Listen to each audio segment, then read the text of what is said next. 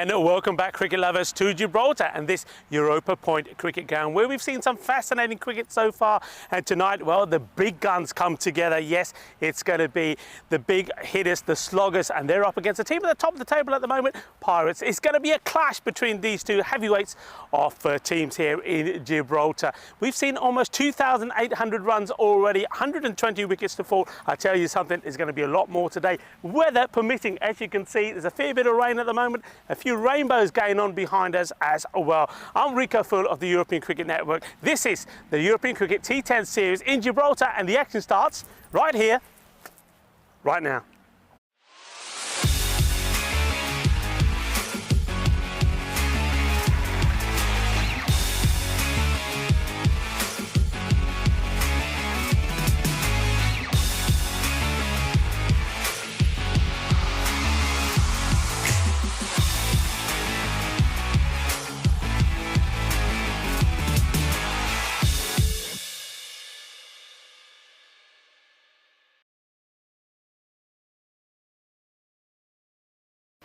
That's right, the heavyweights of Gibraltar cricket are going to be battling out, hopefully weather permitting, out there in the middle at this fantastic Europa Point cricket ground. Pirates, they're at the top at the moment. They've got a record of 6-2, but one of those losses was to the sloggers.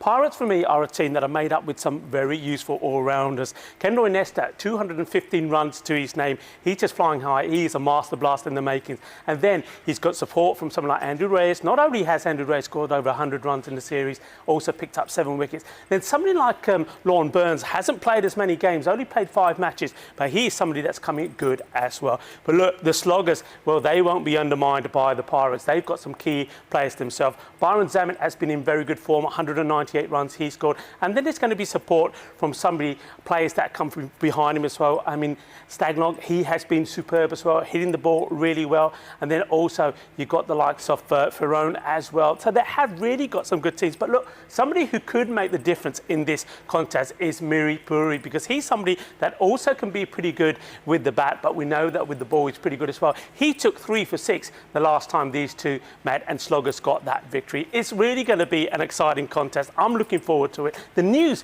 from the coin toss is that Pirates have won the toss and they are going to have a bat first. Join me back in the commentary box for the start of this classic encounter. Hello and welcome. Well, that was then, but this is the situation here at the moment, and as you can see, it doesn't look too good, does it? The weather gods, they are playing games with us.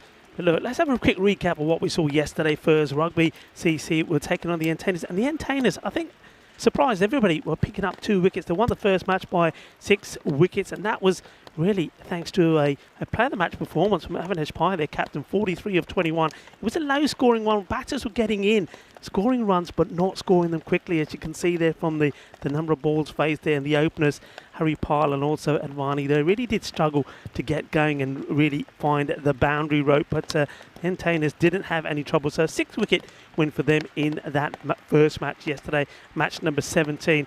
And the second time around again, well, if Rugby CC, if they were disappointing in the first, well, there was more disappointment for them in the second match as well. They just didn't get going with the bat. I mean, Ian Latin, 25 of 24, but we know all about Ian Latin. He scored over 415 runs. So, I mean, that's below par from him, but he wasn't able to get any support. Bodda was there a long time, but couldn't get going. Only managed to get 60 runs, and it was really thanks to Gideon Crichton this time round from the Entertainers. He played a marvellous role with the ball, 3 for 12, bowled brilliantly, and the Entertainers, well, they knocked those runs off with 11 balls to go, so winning that one by 8 wickets. So that was a little bit of a surprise yesterday, and unfortunately, though, that's the situation here at the moment. I mean, there was a marvellous rainbow, a double rainbow actually here.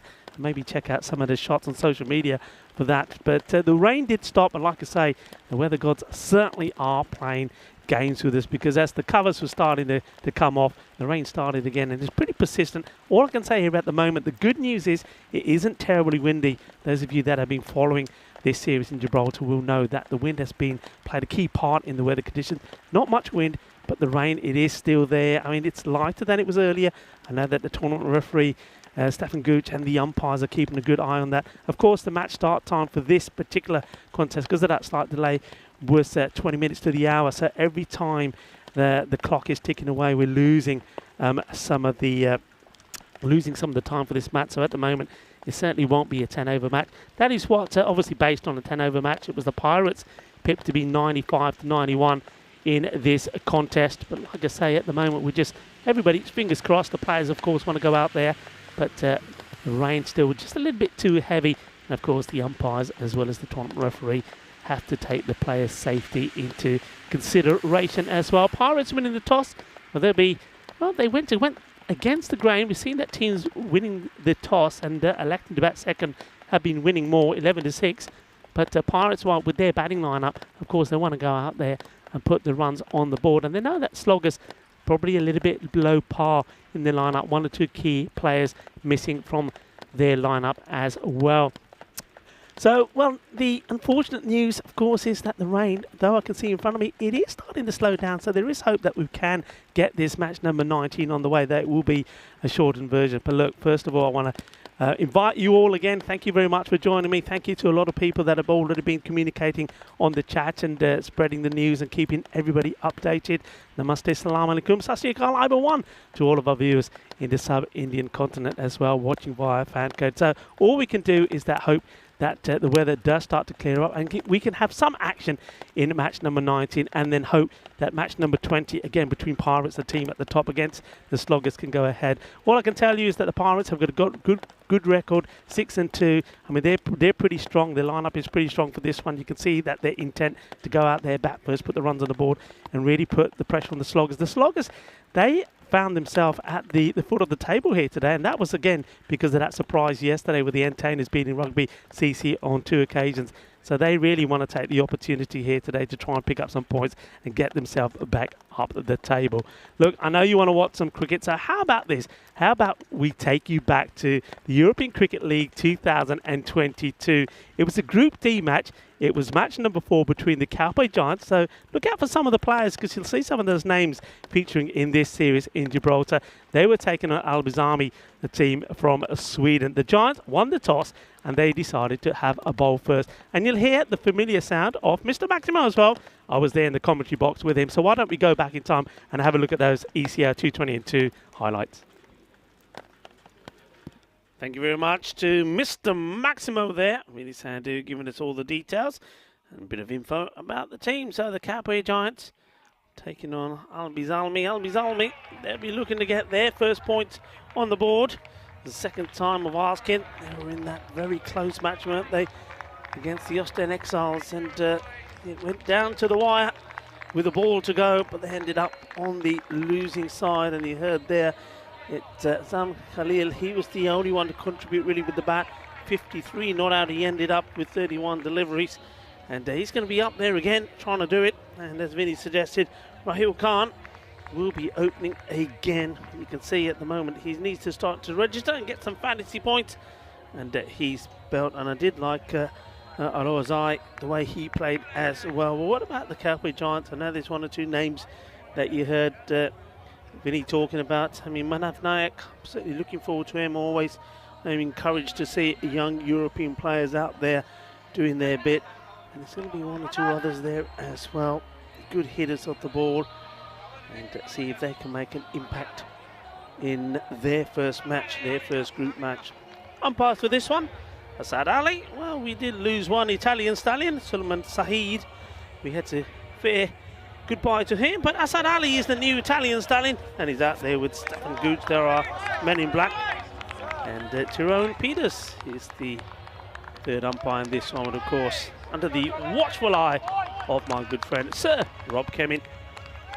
And a shot there of a man who, if he has a good tournament, Azim, then the Swedish champions Albazalmi have got a good chance to do very well in this group. So it will be Rahul Khan on strike, and it's going to be Lewis Bruce to bowl the first ball. And this is called wide, and it's going to be 5, so not the best of starts for Louis. Strays down the leg side. go, just, yeah. And despite the efforts of Ankrom, not able to stop that.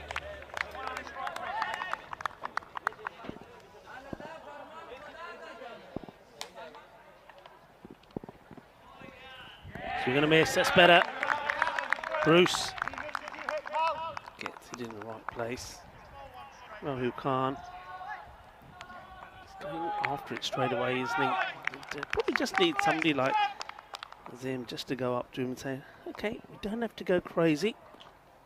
Get yourself in, get yourself into some sort of form. It's important. And, well, after getting the radar wrong with the first one, Louis Bruce has come back well. And, just wonder if Rahul Khan would just opt to just go on the back foot here and just guide this one towards third man. Interesting field, go on to that in a second. But no, he goes to play it towards the mid-wicket area, and a good throw, and it does hit. And this will be really, really close. And, well, let's have a look at this. It's a direct hit, and it's all about whether that bat gets slid in. They're pretty confident. That's a nice shot of the two youngsters there. That's Manav Nayak. Oh, well, we're going to have to slow this down. Maybe we can. He hasn't got the reach in, has he, with the bat? Let's keep an eye on it here. And he's gone. He's gone by a fair way. And look, that's a bad, you've got to say, bad technique from the batter. He needs to be really stretching that arm up. And the umpire will get the message in a moment. He's saying, can't hear. What did he say? Out. Okay, you're out. You're on your way. Ping goes up. And that's the first wicket. And it's a disaster, really, for that man. He just can't get going at the moment. So he's strong header for you. But he has to make his way. That's brilliant, they're saying. And it was brilliant. So Rahul Khan has to depart. And the early runs on the board, those 5 wides. Rahul Khan going for a 3-ball duck, trying to get to the other end. Not able to do so, trying to register his first run. What a great bit of fielding that is. And well, you can see he's quite a dejected batter making his way back there. The captain just getting things going his way at the moment. You just see it again here. And it just doesn't get that. You see, also changing his direction. All of those things make the difference. If he carried on just running straight, he probably would have got there. But the youngster, Manav Nayak, and I'm sure his father, Samir, is looking on, a very proud man at the moment. Samir, who's been doing some good work here around the ground as one of the helpers. Well, his son has done him proud. Back to the action. Louis Bruce. Oh, that's an absolute beauty. What a peach this is. Beautiful delivery. Really well bowled. And then Azam Khalil sees this one. Oh, that's an absolute beauty.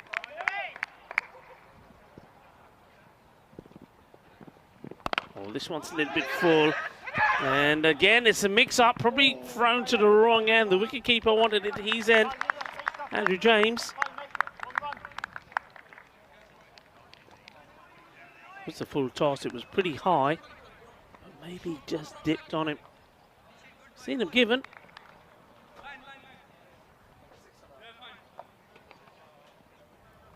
Back to the action.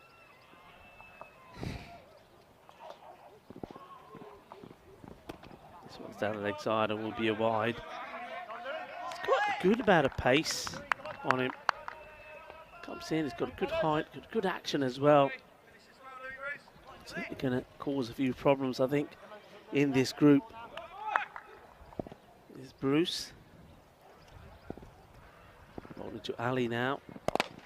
This is well struck, and not well enough though to get it over the infield. So Bruce gets a wicket here and a good catch taken. And it's Mark Goals that takes it, and they're in a bit of bother. 2 early wickets again. And this time, Shahid Ali, he goes for a 0. No score, no runs from him.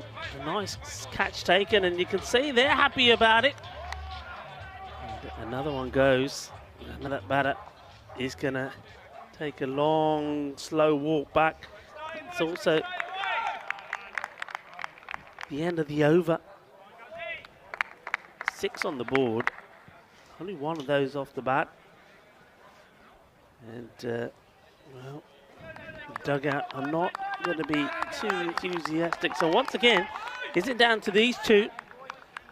As it is.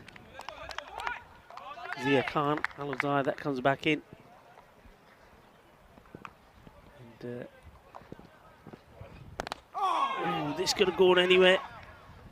They quickly take a single. And one man who's quickly come running up into the commentary box is Mr. Maximo Vinny Sandy, because he knows there's a bit of action out there. These first overs are getting insane. Well, I got 7 for 2, including the wide after the first over. And that's 2 matches Albizami lost to run out in the first over. And here's Carls. Oh, and as he planted his foot right down the wicket, asking the question, the keeper's all over the place. And I think maybe this is just straying down the leg side. Oh, there's a lot happening. I'm going to talk about oh, look at this first. Yeah, I think maybe hit from just alignment, sliding down. Shahid Ali, first game, if my memory serves me correctly, he was opening, he got run out without facing a ball, and then he gets a golden duck. So he's been out twice and only faced 1 ball today. Carls is a really interesting character. He just kind of slided in. He also is an option to open the batting for Calpe Giants. And isn't it great to see them here? At really short notice, of course, Petersburg Sporting unable to make the journey ultimately. That's disappointing for them, but gives an opportunity to this Giants team that won the night series not so long ago. This time it's going to be elevated. It's going to be 4 runs. That's a confident looking stroke from Khalil, who had a bunch of luck earlier. He certainly made the most of it, but nothing lucky about this. Just a very good elevated cover drive. Yeah, it's a good shot. Well, he had his batting practice earlier, didn't he? And, well, he was helped a lot by the Austin Exiles. It gave him plenty of practice when he was dropped 5 times. Now he's hoping to continue in the sort of form he's in. And this one, he's trying to get it through the covers. But that 3 men in the ring there in that circle, just keeping that to 1. A question in the chat, what's the age range in the Calpe Giants team? Very interesting one. I know you've got Louis Bruce, who I think is the youngest, he's 16. And then the man that fielded that, Richie Cunningham, got him as 51 years old. Full toss this time from Carls. And this will just be 1 down the ground. There's Ian Latin. So we've got quite a few names from that night series that started in late January and went through to the start of February. So takes us to the end of the second over. 15 for 2. He's certainly giving a good account of themselves. And you called it, Rico. You said that we actually have interesting info on the Giants, of course, having played recently. And they have had some cricket. That's one thing that the other teams haven't had. Yeah, I think that makes a huge difference. A lot of these teams coming from parts of Europe where, well, they've got freezing temperatures at the moment, haven't played since last season, so it's going to be a bit rustiness. Bruce will continue, and it's got to get a hand onto it, and does really well. That's a really good bit of fielding, otherwise that's going to go all the way to the boundary. That's Zach Simpson. He is a specialist in that position. Doesn't always look orthodox, but I tell you what, he gives it 100%. We might see him bowling some of his leg spin as well a little bit later. Really energetic, young player. That's what it's all about. But Louis Bruce, only 16 and a half years old, out there at the moment. Simpson again, and it's very good backing up. Gets there quickly. That's Al-Azhar. Yeah, so hello to Nilkesh Patel in the chat. Nilkesh, great job umpiring over the first.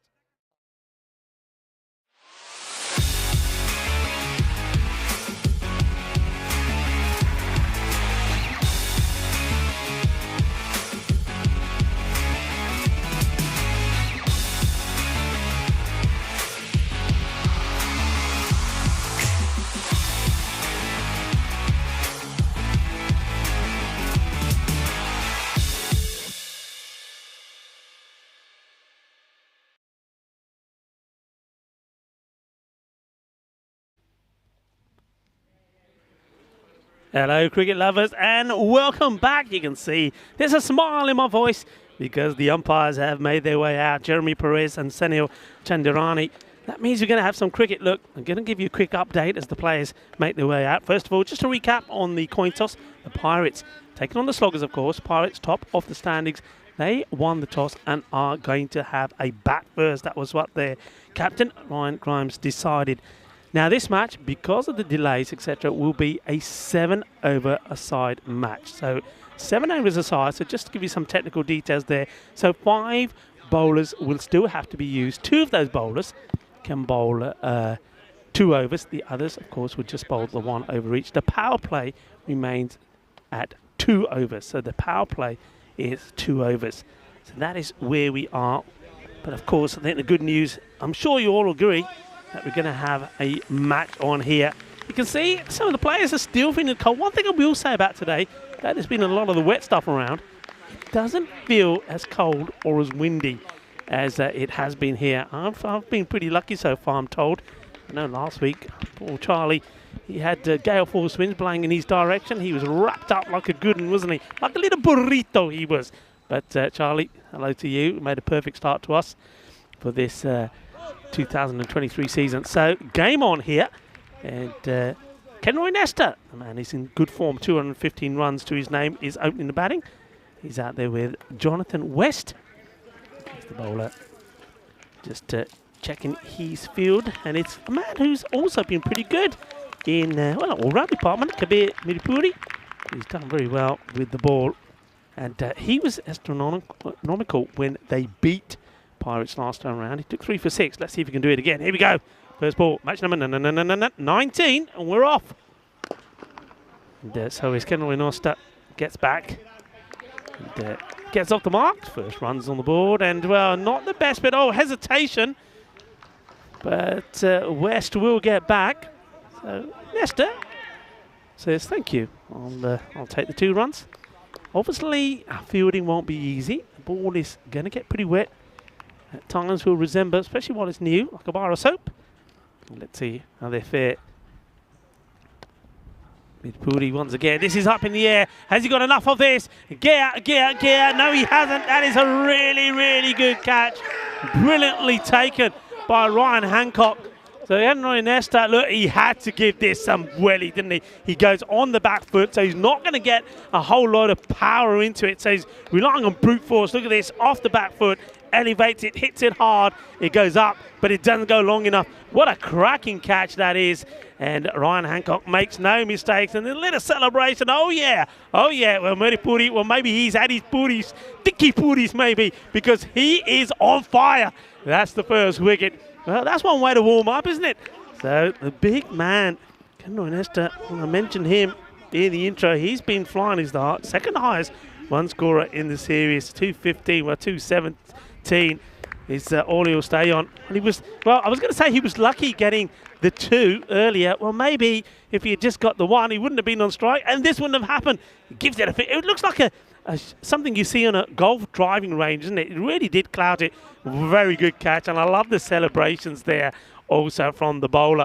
So Kabir Miripuri does get the breakthrough. Here he is again to the new batter, and it's Lon Burns. Somebody who mentioned he's, of course, a Spanish international player. Well, you got to stop it, and oh well. It's almost like the fielder here is thinking, yeah, I've got it, and it's saying, hang on a minute, I don't think I have. Lon Burns gets off the mark, 4 runs, Spanish international. You see here, he just thinks, yeah, I'm going to get it, I'm going to get there, and then all of a sudden he thinks, actually, I'm not. And the fielder gave it some chase. That was Damien Delgado. Couldn't quite catch up with it. 4 runs, the first boundary of the night. Hello to everybody that's joining in. Lovely to have you here with us. And Tom Ramaj is there as well. Hello, Tom. Aslam Sheikh as well. It's lofted, and it's going to be 4 more. This is an elegant shot, isn't it? Long on is pretty straight. So he gets this right in the gap. He waits for it. Nice, lovely shot. Well executed. Yeah, one thing that I was saying about Lon Burns is that he hasn't played too many matches. I think this is only the 6th time that we're seeing him. So he's hasn't had as many matches under the belt as some of the other players, but you just know he's class. He's a talented player with bat and with ball. So you know that he's going to come good. I wonder if there's going to be still no fielding change, so they're sticking with just a two-man straight. Just wondering if they're better off having mid-wicket back as well. The Midapuri, he was celebrating when he took the wicket. Now, well, back-to-back boundaries. Burns goes for another one, and this one sort of clocks the fielder on the knees, but he does get a single, so he was trying once again maybe to get it past the mid-wicket fielder who's inside the 30-yard circle. But he deals with it pretty well. It wasn't an easy one to stop.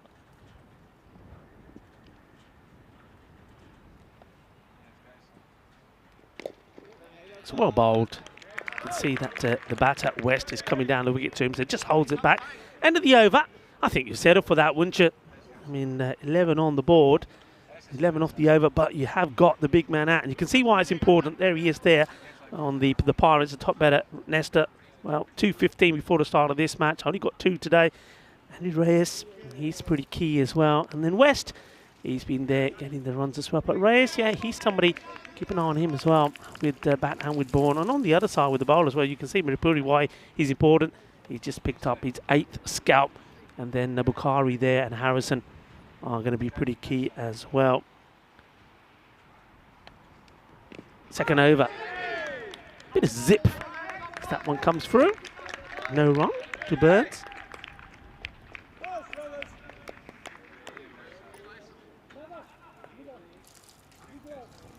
Weather at the moment, temperature-wise, as I've said earlier, not so bad. It's around about 11 to 12. It will drop down to about 9. But the key thing is at the moment is, well, we're going against what the forecast told us. The forecast told us from a few hours ago, persistent non-stop rain. We haven't got any at the moment. Shh, don't say anything. Oh, it's got away with this one. It slices away. The fielder does well. That's one thing you can do when the surface is a little bit wet. You can have a little bit of a slide and stop. Hey, I'm liking what is that the wicketkeeper's got on? We'll focus on that in a minute as well. There you go. Slide and stop. Nicely done. Lee Graham. What is he wearing? Look at that. That's the back of it. Well, I've never seen that before. It's something to see in Alaska, I think. This one may be called wide. Or maybe you can focus on the wicketkeeper again here. There he is. Well, hello. Where's the Huskies? Where's he left the Huskies? There's the wicketkeeper there, Lee Graham. Somebody else that feels the chill factor. Nice shot there, the umpire there, Sunil. Sunil, well, what an ambassador he is for cricket in Gibraltar. He's done everything as Sunil. Nice to see him out there. And, well, maybe his gloves are frozen. He's prepared for the cold weather, but didn't defrost his gloves, did Liam Graham. And get a bye. Nice tidy over here at the moment from Bukhari.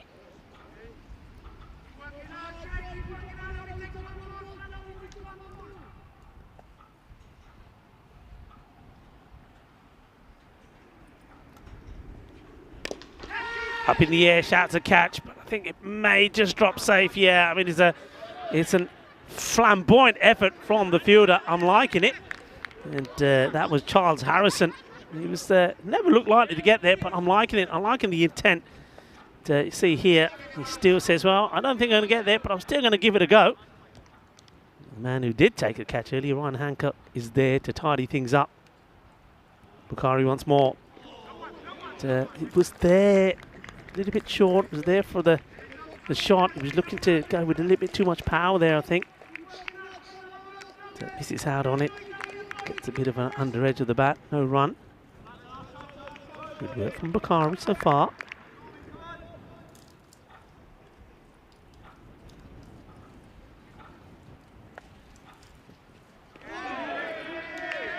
Bowled. West having a few issues here, trying to get off the mark. And a very good over, just the 3 runs from it. So the end of the second, so just to recap, folks, 7 overs per innings. That is the tables that we're talking about, the Pirates. Sitting pretty at the top, looking to extend and get away from the likes of Rugby and Entertainers, both on 8 points. Entertainers, what a day they had yesterday. 2 wins over Rugby CC. That is why we see Sloggers in, well, not a position that they expected to see themselves in, sitting at the foot of the table, but looking to do something about it. And, well, they've started pretty well. They have got Kenroy Nesta out, but they still have work to do here. Hello to Steve McVeigh on the chat there, joining the likes of Chris Smith, Luke Belgium. Hello, Luke. Hello, Elizabeth. Hello to everybody that's on the chat. And Ian Latin, hello, Ian. How are you? What's the temperature like? Cooler than last night? Actually, I don't think it is. It's definitely wetter, but it's not as cool. And well, I hope you're well as well. I'm just talking about the matches yesterday, but I'm sure Ian and Eastside Rugby CC are going to bounce back. Okay, just taking a little bit of time just to get this field right, because of course the power play is now complete, so it was a 2-over power play, and 15 is the score. Got the 1 wicket, so everybody's spread out now, so time for spin. This is nicely played, and it goes to the boundary. This is a really nice shot, and sometimes, you know, you can often tell batters that are maybe a little bit classier than some of the others, because this is not, it's not about power, it's not about brute force, it's about timing as well. I mean, it was pretty wide, but he didn't just swing at it blindly, got himself into position and played it through the gap. Lovely shot, top draw. Hancock once more, and this time he predicted a similar sort of delivery. Hancock wasn't probably where he wanted this to go, but because it goes a little bit down the leg side, he ends up snookering himself, Burns. But we'll get to the other end.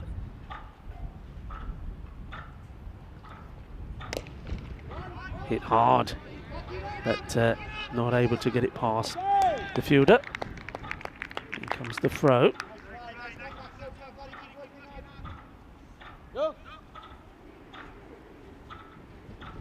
So finally, West gets off the mark with that single. Burns, I think he's looking for more than singles. Hits it very well, and he's got an up out, and it's 4 runs. It's a really good shot. I mean, it wasn't that short, but it's how quick he gets onto this. Look, he's coming down the wicket, then realises it's short. Sort of a few little back steps, and he absolutely puts it away. Good hit. Nicely timed. A long way out of his crease, but still, he's able to get back, waits on it, and, well, punishes it. 4 more runs. Long Burns. Looking good here. Hancock. You get the breakthrough. Slightly shorter, up in the air. Opportunity, big moment. Catch is taken. No mistakes at all. Oh yeah, and he's loving it. Así me gusta. Jawad Bukhari. Hi, kinna sona. I'm liking it. Wiggle it just a little bit. Bukhari was showing us some of his moves. Yeah, this is actually well bowled. I think you can see that the bowler there, Ryan Hancock, is saying, yeah, I know you're going to come out to this. I'm going to bowl it a little bit shorter. You're not going to get to the pitch of it. And Bukhari, well, isn't he pumped? And then here's the moves here. Come on, give it. Well, JB on the back. Or maybe he's had a little bit of JB. Oh, there he goes. There, hi. Ginna Sona. I'm liking it, rodeo style. So another good wicket to get. And Long Burns, he goes for 19. 19 off 10. Nicely caught by Bukhari. And catching is so important, and we saw a good catch taken by Hancock earlier to remove Nesta. Now Bukhari takes one as well and gives Hancock a wicket.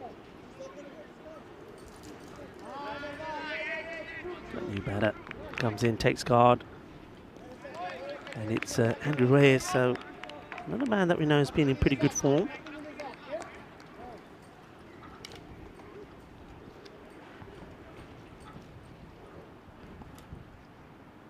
Hancock to finish his over. Oh, it's not a good delivery. It's a Gandhi ball. Well, it's a leg side gentle full toss, which really, I think Reyes would have been looking to put this away and pump it to the boundary, but he misses out on it. And Reyes, 104 runs to his name so far, and this one has been worked away, but there's no run.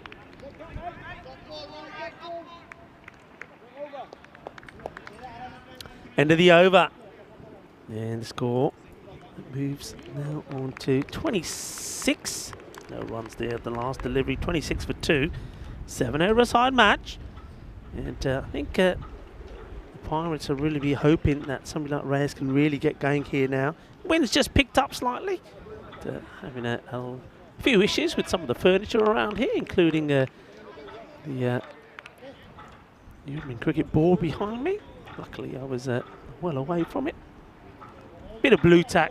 Bit of blue tack will do it, Ramons. Bit of blue tack. Okay, back to the proceedings here.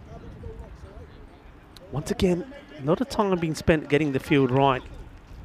There's the wind. Well, I'm going to blame Ian Latin for this. As an appeal, and the umpire's not moved. So he says, "Hey, come on, come on!" The Iceman. He's saying, "Oh, well, I don't know if you heard that. That was not the ball touching the bat. That was the screen falling behind me again." I think we might have to give up with this. I can understand. I mean, Bukhari's not interested at all. He only starts the appeal after I think the wicketkeeper is getting a bit excited, Liam Graham. But must have caught something because I didn't see a wide being signalled there. Or maybe it was. Oh, hang on. There's still. Yeah, looks like that might be a bit of communication. Yeah, there we go. Rico Full is on it. Yeah, I thought, well, if it doesn't touch anything and it has to be a wide, and Sunil spreads his wings finally. The wide is called. Sliced. Is there another chance? It was, but it goes down. Well, West gets lucky. And look, I'm going to say this. We know that the ball is wet, but the wind has really picked up here. And this wasn't going to be an easy catch. It's swirling in that ear. The bowler is very disappointed. I can understand why, because Bukhari is hoping to pick up another wicket, not to be.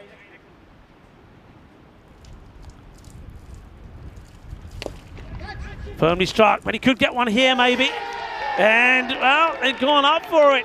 Now, yeah, the bat is walking. Now, the one thing I was looking at, see if it does carry. But this is a tremendous catch. There's no doubting this. I mean, it's been hit pretty well. He's trying to hit it over the top. But how about this? Yeah, I mean, that's why there was a second glance from the umpire, one or two of their players. They're watching to see if that one did slip out of his hands. But no, takes it cleanly. That's a cracking catch. I mean, we saw Charles Harrison make a superb effort to try and catch one earlier. But no mistakes at all. And that's another key wicket. Andrew Reyes, well, he's going to go. And he goes without scoring. So the first duck of the night. And Bukhari, he says, oh, look at him. He's telling him which way he's got to go. Well, I think he's excited. Come on, go easy on him. He's excited. I think Stefan Cooch, of course, will probably write that number in his sheet. The number of Bukhari is number 6. Number 6 is gone in the little black book. Yeah, I think just an excitement. I don't think there was anything in it. But he didn't like that celebration, didn't he, Bukhari? He ain't finished yet. In he comes. This is nicely played. Nice use the wrist. Chase is on. And here comes the throw. We'll take a couple.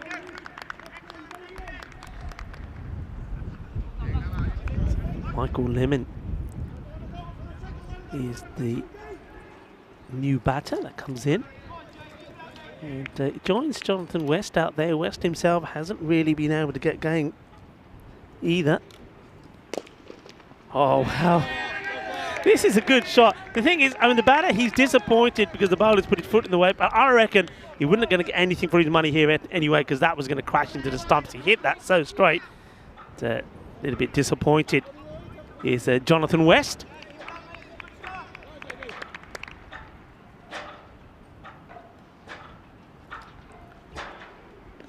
And this time it's a little bit wider outside the off, a swing and a miss. So Bukhari, superb from him so far. Bowling really well, keeping it nice and tidy. Variations are good as well.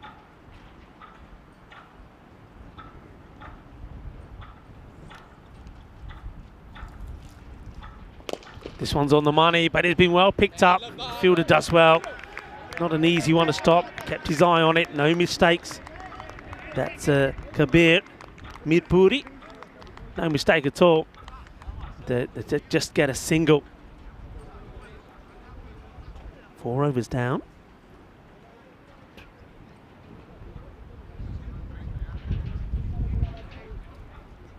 $30 on the board now. 30 for 3. Thing is the 3 wickets that they've got Kenroy Nesta went cheaply, just 2 of 2. Burns, after playing a few shots, goes for 19 of the 10 deliveries, and then also just saw there the wicket of Reyes as well. Wasn't able to get going at all, was he? Very good catch though from Harrison. Catches win matches, and we have seen 3 good catches taken here already. Midpuri comes back on, goes with one that's pretty wide. And, another good stop. Bukhari this time showing us his footballing skills as well.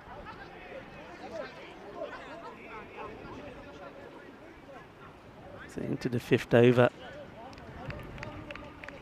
And at the moment, you have to say that sloggers are looking pretty good. Midpuri just having a chat here with the fielder. Has a look. Interesting field. Go back to that in a minute. Played out to the pointy region. Single taken. Fielding done there by Christian Navis. Yeah, going back to that field. I mean, it changes here now. But you saw that to West. That they didn't have the long on back. He was inside the circle. So now you've got 2 men straight. Mid-wicket, square leg back. And a man covering the offside between cover and point. And just straight back to the bowler. Midpuri started things off, didn't he? Getting the wicket off Nesta. Good catch by Hancock. Long way out of his crease. And, hits this. Well, he launches into it, but it goes nowhere. It goes straight back to where the ball before went. Back to the bowler. He's trying to create space, but he's moving away from the ball rather than going to it. This time he changes the approach, gets a fair bit of it, and it will go all the way.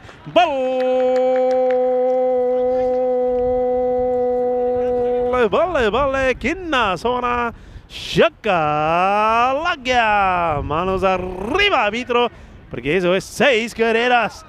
And the first one of the night. Good footwork.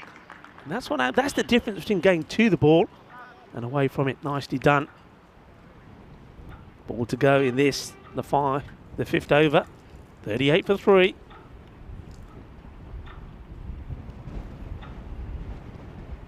Midpuri, can he get one more?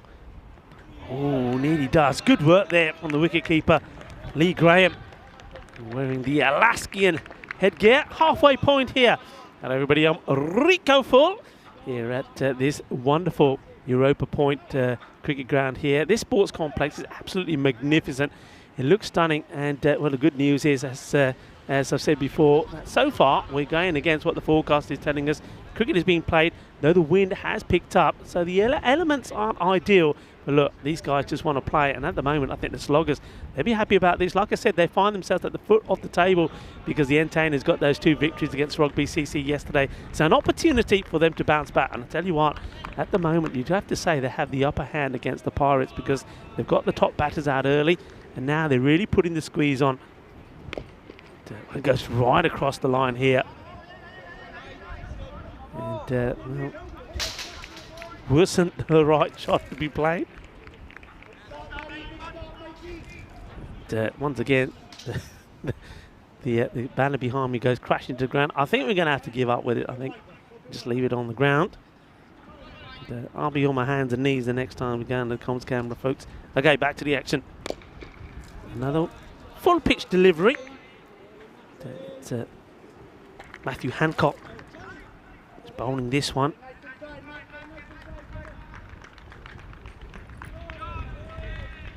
Midpuri, good spell from him, 1 for 19.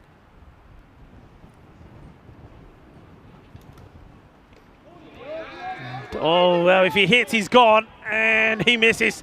Well, remind me, folks, that when we go for a night out, we go a bit of temping bowling. That man there, the young man, Hancock, might be a fine cricketer, but he's not going to be in my team because he queued it up and he missed it.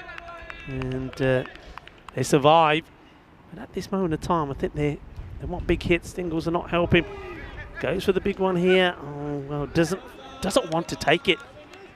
Does Lamin. I think those ones you've got to try and take. He should be backing up there, just trying to get to the other end. Just not happening at the moment for West. looking for the big hits. And great effort from Hancock. Not able to stop it. Come through for a single, but singles at the moment not hurting them. Just to remind you again, this is the penultimate over. It's only 7 overs per side because of the delay, because of the rain. Fuller delivery gets worked out. We'll take one. One of the batters, I mean, that is interested in trying to take the second. He doesn't. End of the over. So going along quite nicely here, the sluggers. They're happy of the two sides, I'm sure. 43 on the board. Last over now, so 6 more deliveries. So there's certainly, I mean, if they can get, I mean, I think if they were around about the 60 mark, they probably would be happy where they were. But at the moment, they might even fall short of the 50. Once again, you can see at the background the devastation the wind is causing, blowing things all over the place.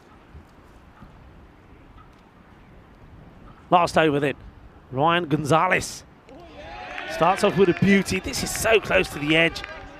Good delivery. Nicely bowled.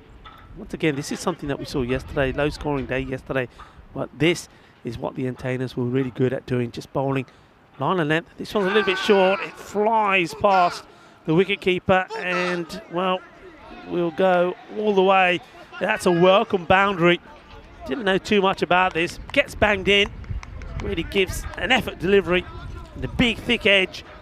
And the wicket keeper, Big Graham, agonisingly sees it get past him and it goes all the way down to the boundary. Welcome runs. Need a few more of those. Trying to get pushed past the 50 and get close to the 60 mark here. And they've got to run, and they do. Hold on to it, hold on, hold it, don't throw it away.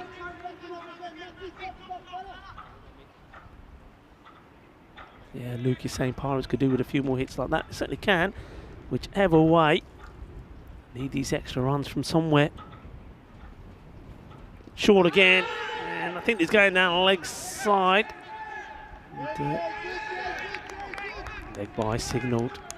And sloggers at the moment are making all the noise. Shake of the head there from the umpire.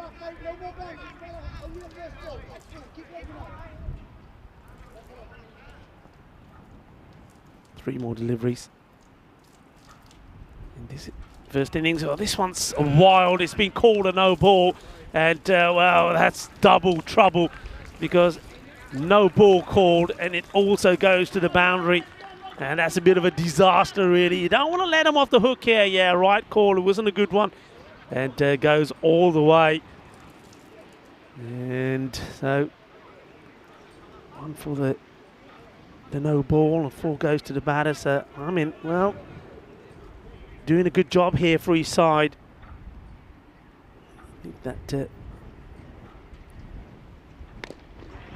the ground, we'll get there. That will take him. Yeah, just ignore that score at the moment. There we go. It gets updated. I think we're just waiting for confirmation, but the no ball 4. So the 50 did get reached. Last time around to now. Okay. Big push on here. Another boundary. And I think it'd be pretty even. Stevens, he gets the width, hits it pretty well. Fielder keeps his eye on it. No mistakes. And yeah, that's good running. You have to go for everything here. Maybe you could say the Sloggers have been just a little bit guilty of not trying to take all the opportunities with the running that's there. But they do there, take the 2. And that means that they will finish on 57. So they're almost about 3 runs short of that 60, which I thought was a score that they think was a reasonable one. So end of the first innings here, and they had to work hard, the Sloggers.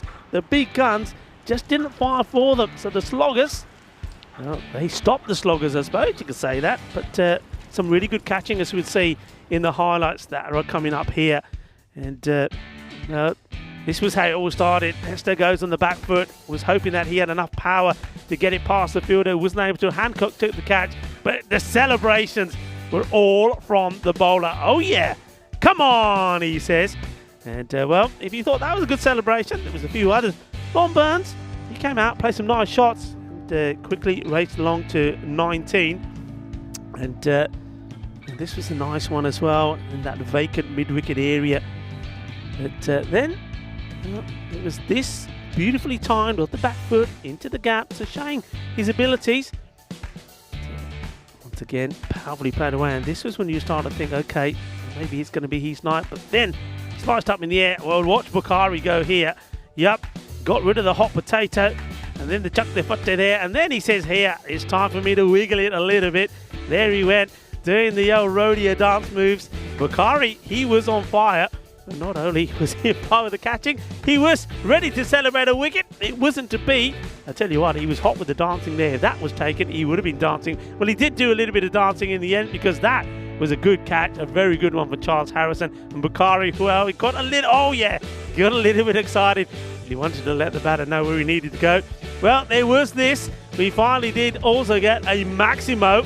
The 6 runs, a lumber shot. And then, well, this one, well, cricket is his game, not temping bowling.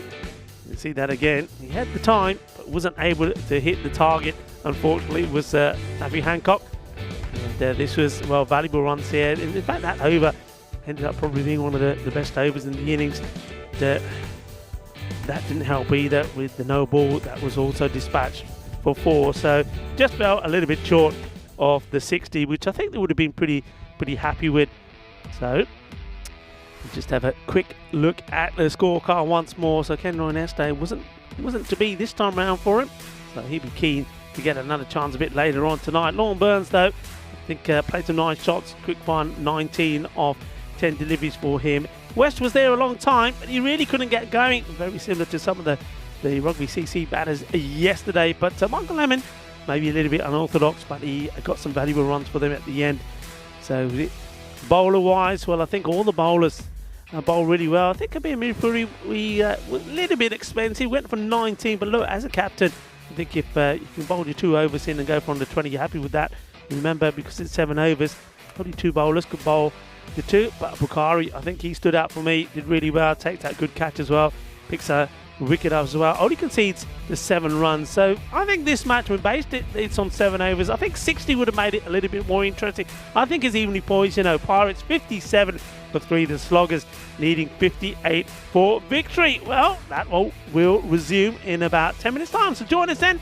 Going to take a quick break before we come back. So the Sloggers, if they can win the match, the 3rd time round these teams are playing, it's 1 apiece so far. Sloggers looking to take the advantage and make it 2-1 to them. Join me, Rico Fool, and the European cricket crew as we come back in 10 minutes time for the conclusion of match number 19. Volvemos en 10 minutos.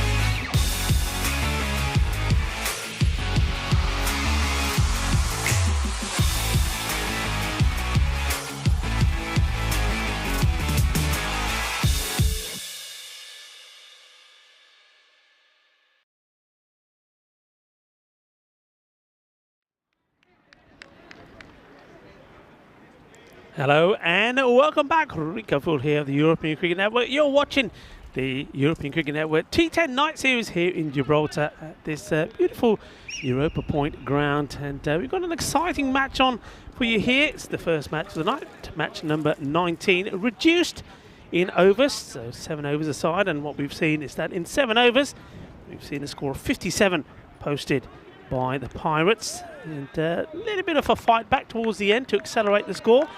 But the Sloggers feel pretty confident that they should be able to knock this up. Now, one thing I will say is that they are missing 1 or 2 key players from their side.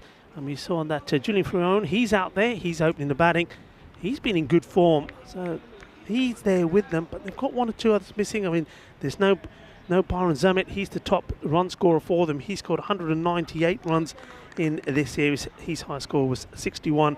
Against Rugby, but they lost that match. Remember, that was a higher scoring match, number 1 of the series, where they made 129, but Rugby CC knocked them off thanks to that 90 from Ian Latin.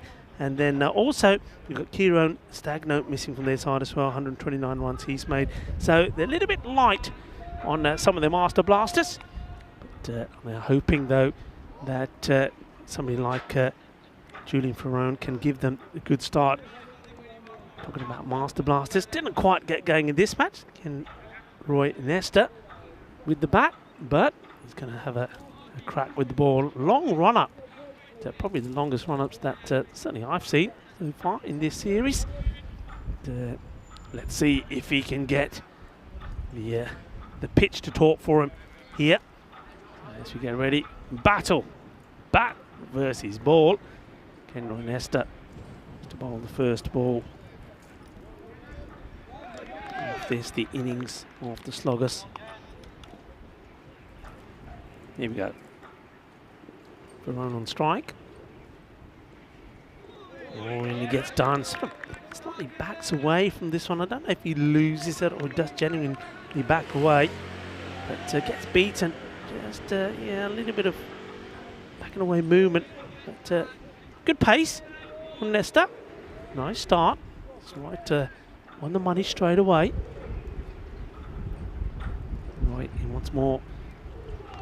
Oh, this one is a little bit quicker as well.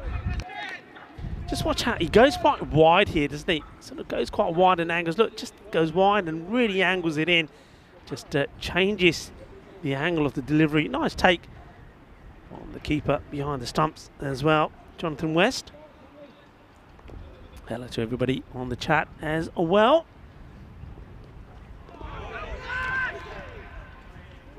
Nesta getting a bit excited. Nothing from the keeper. It's another dot though. Good start. Again, genuinely beating the batter there for pace. Julian Ferron takes a little walk. Talks to himself as he gets ready to come back.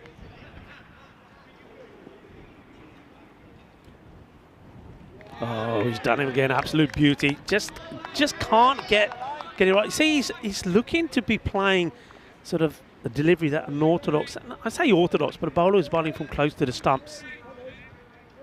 But because Nesta's going quite wide, the ball is coming from a different angle and he's not in the right position. Look this again. See what I mean? He's not in the right area. He needs to really get across. What a start this is. 4 balls, 4 dots. Edge.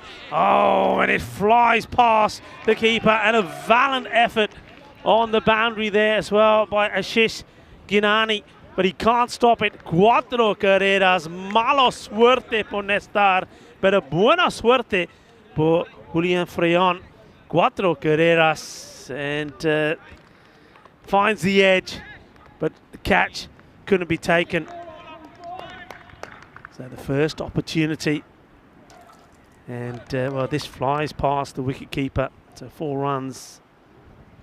And, just see this again. Look how quickly it goes. And, yeah, that's gone past him. And then good effort there on the boundary. This one sounds good. That's a good stop. And when the ball's travelling at that speed in these conditions, you got to take one for your team. And the captain, Ryan Grimes, well, he has to lead by example, and he does. And in the end, 4 off the first over. And it could have been worse, couldn't it? It could have been a wicket maiden. Because that for courtesy of an edge. 78 is the number of matches that we've gone without a golden ball. Golden ball, if some of you are new and wondering, the golden ball is where the scores are tied. And, well, rather than make things complicated and go to a super over or any of that, well, what we say is, right, okay, one ball. That's what it's going to be, one ball. So the batting side that are out there stay batting. And any batter that hasn't batted, so if you've already been out, you can't. Any batter that hasn't batted can face, and you get one ball. Any bowler can bowl it. Batting side need to score 2. If they score 2, they win. If they don't score 2, the bowling side wins. Go on a ball. And maybe we will have one in this series.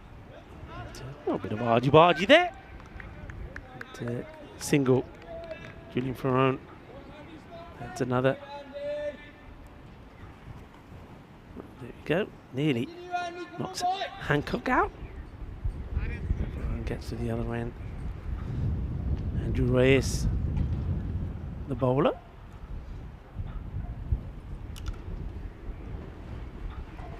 Hancock. Oh, well, this one pops up. What a great bit of keeping this is. Would have seen this really late. And what does this hit? It literally takes off. Wow. Fantastic take from West.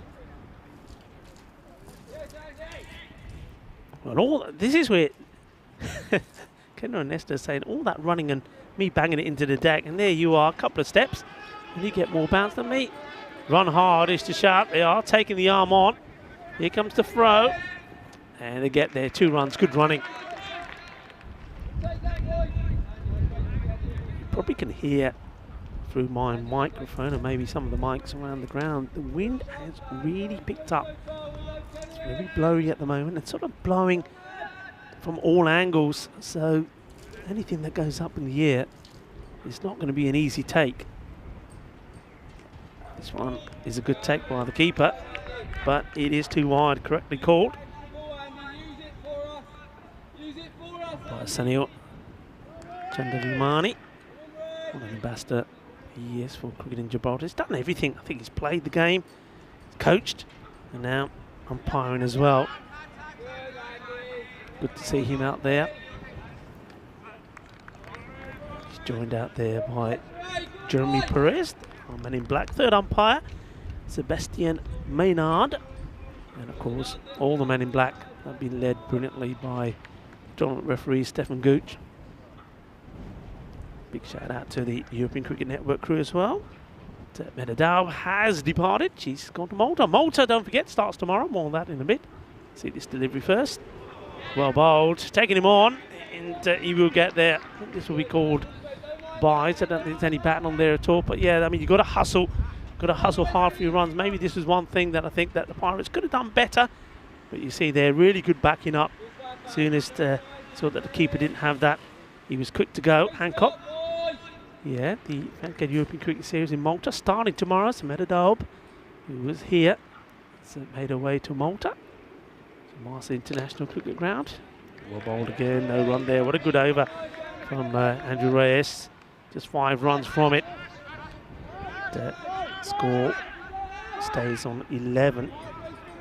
That is also now the end of the power play, so Pirates now can spread the field slightly. It looks like it will be Kenroy and Nesta to continue. So yeah, European Cricket Network true. So Mars Baiji, Wolfie himself, is going to take over. I think it's very appropriate that Marzi is doing a night series. Mr. Wolfie himself. So Marzi Shubnavjot Singh is here as well. Manav Nayak and Jason. That's the European Cricket Network crew. And also, look, what about our guys SI in Mumbai? Shout out to Rahul, Omkar and also Jawad, doing a fabulous job. By the time we finish here, it's 4 AM, you know. Those guys, well, teamwork all round. This is hoiked up in the air. It's a chance. Hits the hard hand, the hands hard, I should say, and it goes down. It wasn't going to be easy. And see this again. once again, like I say, swirling. He's probably moving a fair bit. And yeah, that is Suresh Qatari out there. So an opportunity. And that's for own who gives it.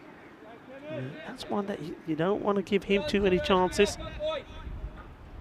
Varun getting dropped on 6. Oh, this is the no ball, I think. Well, yeah, it does get called. The umpires look at each other, and that's the correct decision. This one comes out wrong, I think maybe.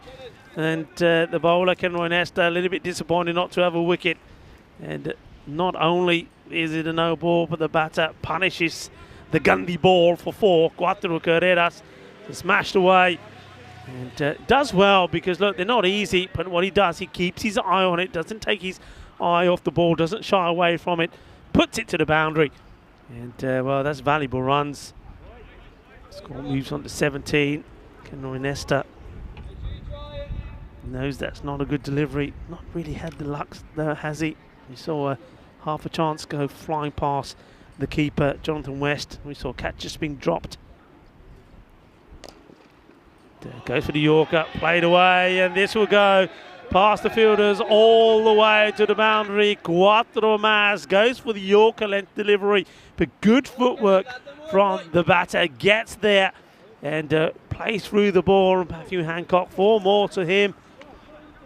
And within a low-scoring game, extras are key, and well, anything like that as well. Don't forget that was also a free hit. So he had the license to go the full multi. Well, 4 was as good as any. The field being changed a little bit here. I'm just wondering whether we're going to see Long Burns come into the attack next. Just get the spin on and see if that works. Here comes Nesta, big long run up. The big man. This is nicely played. And fielder is deployed in the right area, quite wide. Third man makes the stop. It's the single. Yeah, a big shout out to everybody that works very hard behind the scenes. And of course, have to mention our lads here, Spring Productions and On-Site Andris, Ramons and Richards. And on a day like today, folks, when it's horrible and it's rainy and it's windy, they've got really hard work to do, and they do it really well. Goes for that Yorker again, Nesta, but doesn't get the line right, but gets away with this. See, it's a drag down the leg side.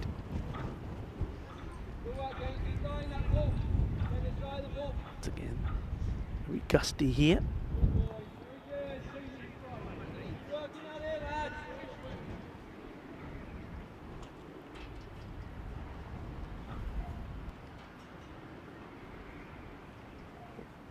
This is going to be a wide, so he's struggling here. Here's Nesta. Not sure if he's having issues with the wind, but he's not doing the same sort of rhythm as he was in that first over when he looked more fluent. He's shortened his run up here now. Notice that straight away. And this is down leg side. It's going to be another wide. Yeah, I think he just lost his shape. See, he shortened his run up. Whereas before in the first over he was running in, he was just the last stride, he was going quite wide and angling the ball into the batter and getting it on the money. This time around, he's not going wide. He's trying to get his rhythm back, but struggling. This time goes a bit shorter. Think about the single. He decided up against it. Yeah, 18 off his spell so far. First over, remember, only went for 4, and that was a very streaky edge that went for 4, so it could have been a wicket maiden, but this time around 14 off this over already. Hopefully he can finish it well for his side. He goes for the Yorker once more. He'll take the single. They'll be happy with that. A dive and a stop. Not the first time we've seen that. And that's the captain, Ryan Grimes. That makes the stop. So yeah, that drop catch for Rowan being dropped by Suresh. That could be pretty key. Though at the moment, Hancock is the man that seems to be going pretty well.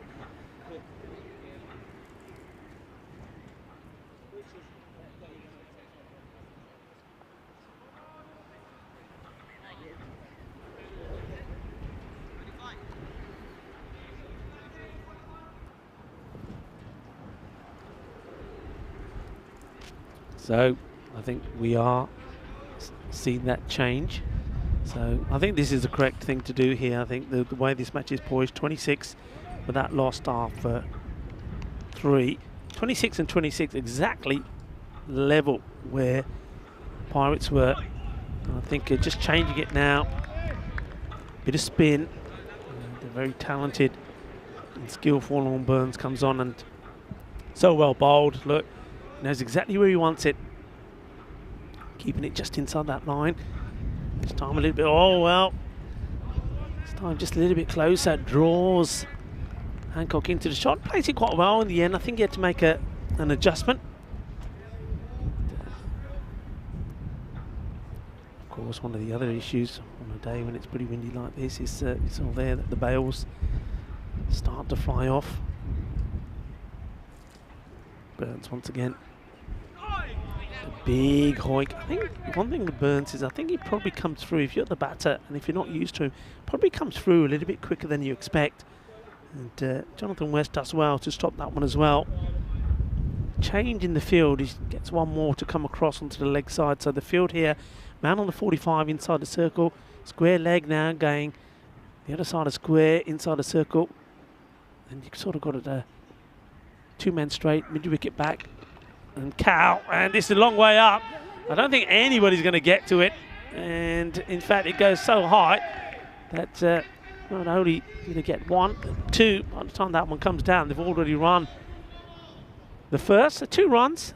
Yeah, going back to that field, 2-man straight, mid-wicket. And then you've sort of got another field on the leg side boundary. So 3 on the leg side on the boundary, sort of in that cow corner area. So Burns, well bowled, almost gets it through, gets a little bit of a inside edge. As the batters come through and take another single.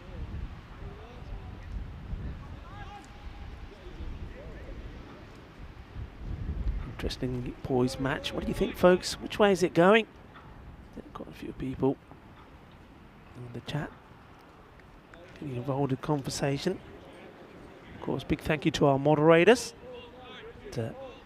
Always giving us some cheer. They keep it clean, healthy, entertaining, enjoyable and respectful. That's our moderators.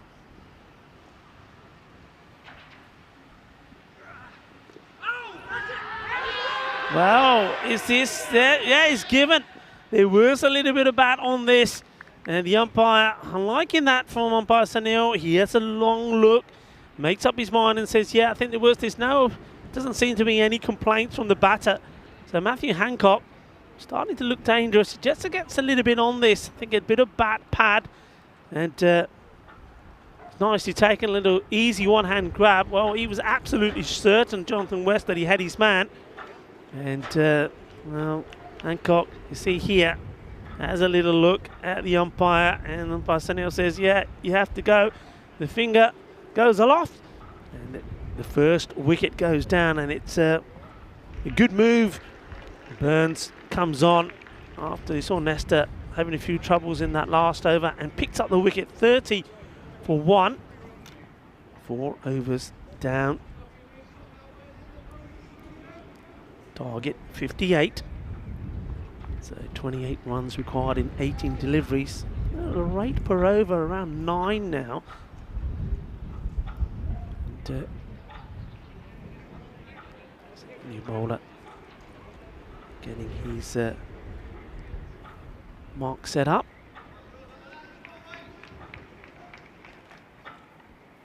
Julian Ferrone is still there now, so I think he becomes really key in this. The established batter hasn't really got into any rhythm, sort of 10 or 13, but he's still there.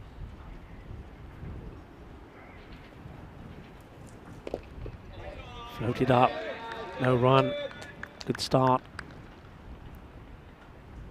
New bowler, Richard Cunningham.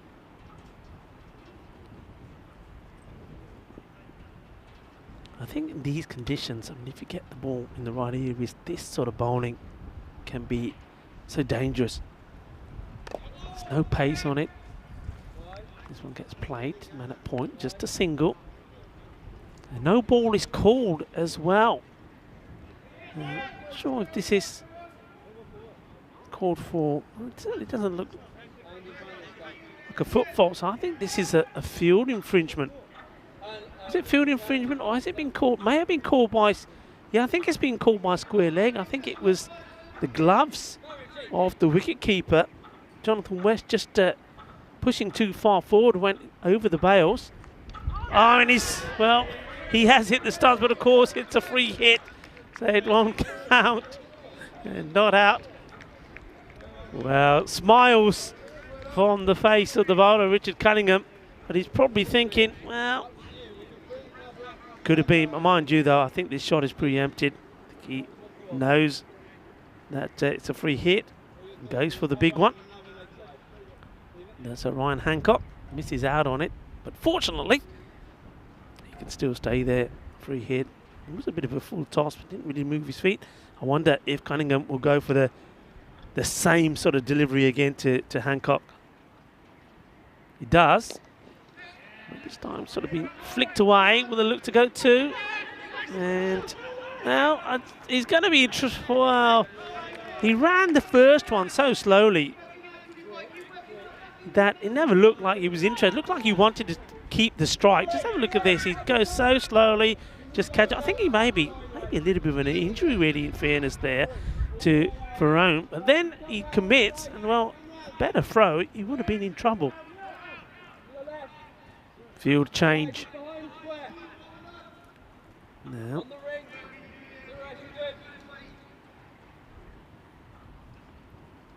Farone, can he get going? We know that he's been pretty useful with the bat. It looks like he is struggling though with an injury. This one stays a bit low. Oh, a slight misfield, and are they going to get there? Good throws into trouble. Well, it wasn't a bad throw at all. Right over the stumps. And Cameron Esther, though he made the initial misfield, he recovers well, gets a good throw in, and Cunningham, well, if he was able to take this, he would have had his man, but he wasn't. It was, once again, a spicy throw to deal with.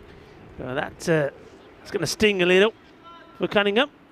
But you've got to say, that's a missed opportunity. Could have had Hancock.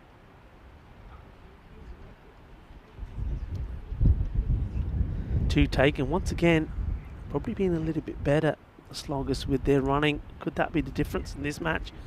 Floated up. And this is hit down the ground. Just dropping short of Nestor. And once again, they'll take two to him. I think this is one of those teasing ones. It's another uncomfortable throw towards Cunningham. Yeah, it's one of those where you've got to make up your mind early to go for the catch or not. I think he decides to go, he wants it because it's important if you can get Farone out. But it just drops in front of him. And I think he gets a little bit on it. Just Kendall and Esther keeps it to 2. Could quite easily have gone past him to the boundary. Ball to go in this, the 5th. 37 for 1. Nice looking shot, but they'll just get a single. So really putting the squeeze on here now. And a fair bit to do.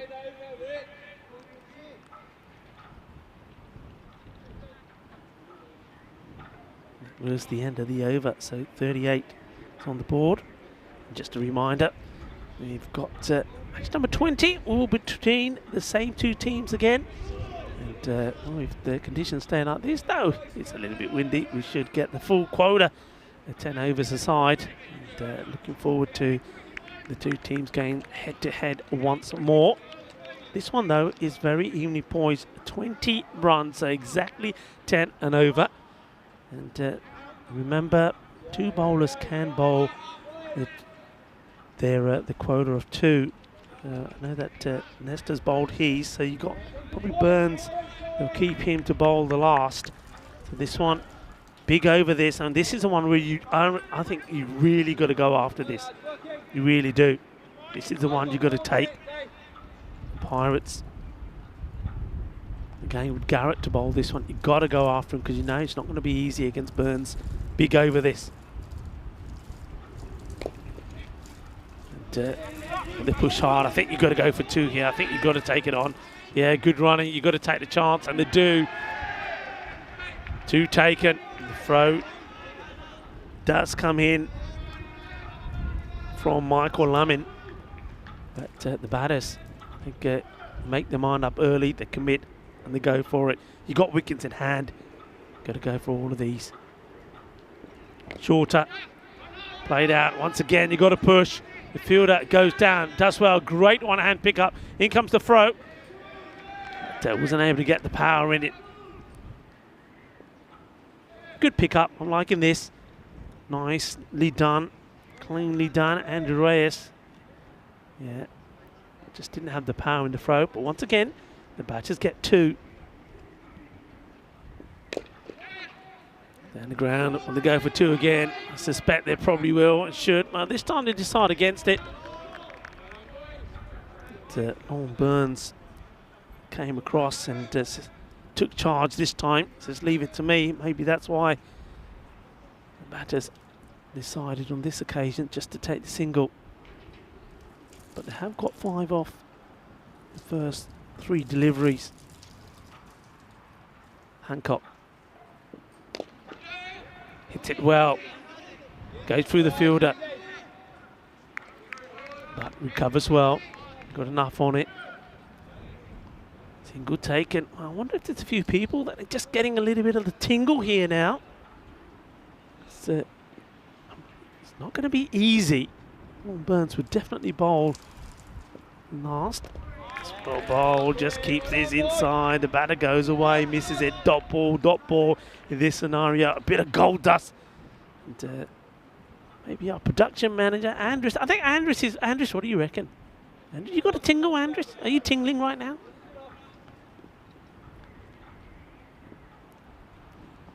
Come on, Andres, commit. Make a decision. This is hit down the ground pretty straight. And, long on. No mistake. As you'd expect from Burns. Keeps it to 1. And, well, starts marching straight up to the bowler's end. Because, yeah, he wants to bowl the last. 45. 6 balls to go. And Garrett bowls are very good over there. Just 7 from it. Andres says he doesn't think it's going to be a golden ball. And I must admit, I mean, going by Burns' first over, it was a really good over. I think it's going to have to go some 13 off 6. That's the equation here. Look at the field set here. I mean, the batters, you've got to, I mean, look, only lost the 1 wicket. So you've got to go for everything here. Got to take it on. Quick look at the field. So once again, 4 on the leg side. Square leg goes back, mid-wicket back. Long on. 1, you've got to field in between the 2 there as well. Long off on the boundary. Nobody on the offside. Just searching for, yeah, 4 on the leg side and just that long off back. Comes down, hits it well. It goes a long way. How far does it go? It's up in the air. And, oh, I think this is going to be 6. It's going to be 6. The catch, I think, has been parred over the line. I think the umpires will want to have a look at this. Let's stay on this, Andres, for a moment. It's a good hit. It goes up in the air. The catch is on. And I think who comes across here? The 2 field. It's, yeah, that's 6 runs. It's Kenroy Nesta. Probably was blindsided a little bit by the other fielder coming across. Hits the hands hard. Goes over for 6 runs. Huge moment in the match. And, yeah, let's they take the single. I just wonder if that's wise. I mean, you just hit a 6. Okay. Assisted by the hard hands of Kenroy Nesta. But surely you want to stay on strike. 7 off the first 2 deliveries. So, game on here now. 6 required off 4. Hancock, I don't know why Ferran took a single there. I don't know. He's keen to get back the other end, but he's not going to, you see. That's the reason. And great bit of keeping. This is why you need good sharp keeper there. Good work. Just take the bails off there, but enough of that foot behind the line. Dot ball. Good comeback. Ferran. Did he make a mistake there, taking that single? Just dabbed it and ran.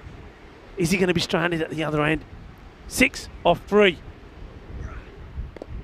Gets a bit of bat onto it, but he gives an easy caught and bowled opportunity to Lon Burns. You can see what Hancock was trying to do, was trying to just get anything on this and give the strike back to Ferrone, but he gives the wicket away.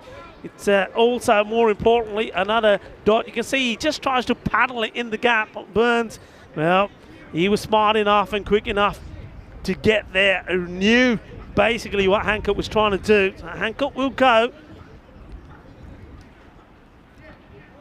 Burns takes the wicket. And, well, Kabir Mipuri comes in now. And, well, we know that Kabir, remember, he's got 22 of 20 balls in what ended up being a sort of match-winning innings against Rugby CC. So you can give it a clobber. 6 of 2. Well, you can do it in one ball, can't you? One shot can do it. And, no doubt that he's not there to hang around. I think he's going to give this everything. But, oh, well, we'll still go back to Ferrone. Julian Ferrone hits the ball for 6. And then next ball just paddles a single. Don't get it. Was that the error here made by the Sloggers? What a match. Tingle, tingle, tingle. There we go. Huge delivery. Gets bat on it. And it gets stopped well, so they get the single. 5 for victory. Go on, hit it for 4. Hit it for 4. Give us a golden ball. Well, come on, that's neutral, isn't it? Hit it for 4, golden ball. Okay, here we go. 5 for victory. Ball to come. 4 will take us to a golden ball. Julian Ferrone comes down. But he's going to go. Is it? No. It gets hit straight back. So no runs. That is the end of the game. I don't think this was into the ground. I think it was a chance if it was taken. He wasn't able to take it, but it doesn't matter. And Lon Burns, he keeps his cool. Bowls his second over. 2 for 12 for him.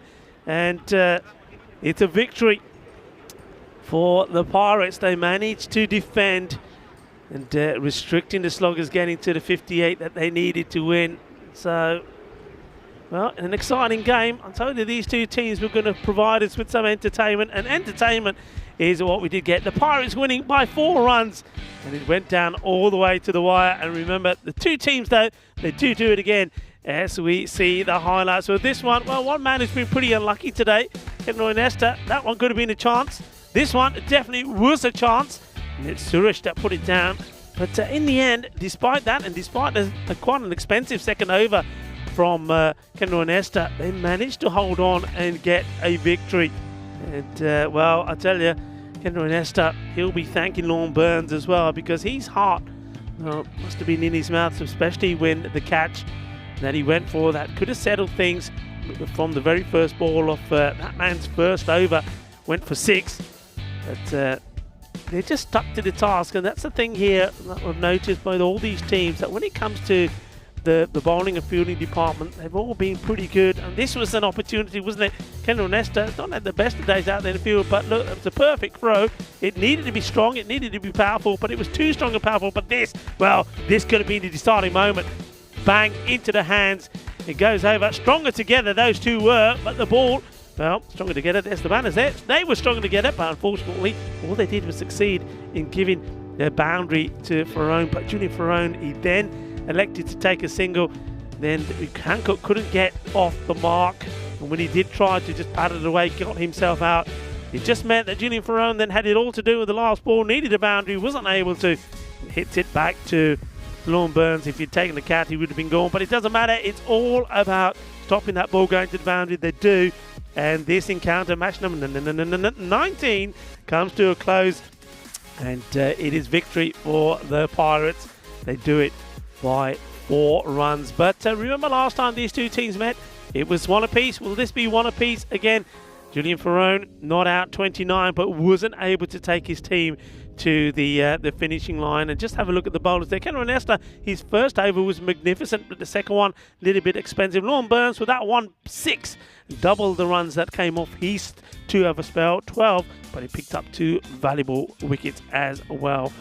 And here's the match summary there for you then in the end. So as I said, the Pirates just have their nerve, didn't really have it their way with the bat, but still just showing what a good team that they are. They can still muscle it in and get the victory that they need. These two, as I said right in my introduction, are two teams, a sort of powerhouse really of clubs here in Gibraltar, and the good thing is they do it all over again. As we just have a look at the tables there as they stand, so the Pirates is starting to sort of drift away a little bit from the others, but the Sloggers, look, they won't like the fact that they're sitting there at the foot of the table. They have an opportunity to give us a hat-trick of teams on 8 points. Will that happen? Will it not? Join us back in around 20 minutes time. When we come back, the Sloggers taking on the Pirates, match number 20. Can the Sloggers bounce back and get a victory under their belt as well? Rico Full here along with the European Cricket Network crew, bringing you all the action from this magnificent Europa Point cricket ground in Gibraltar. We'll be right back in about 20 minutes time for the second match between the Sloggers and the Pirates. Volvemos en 20 minutos.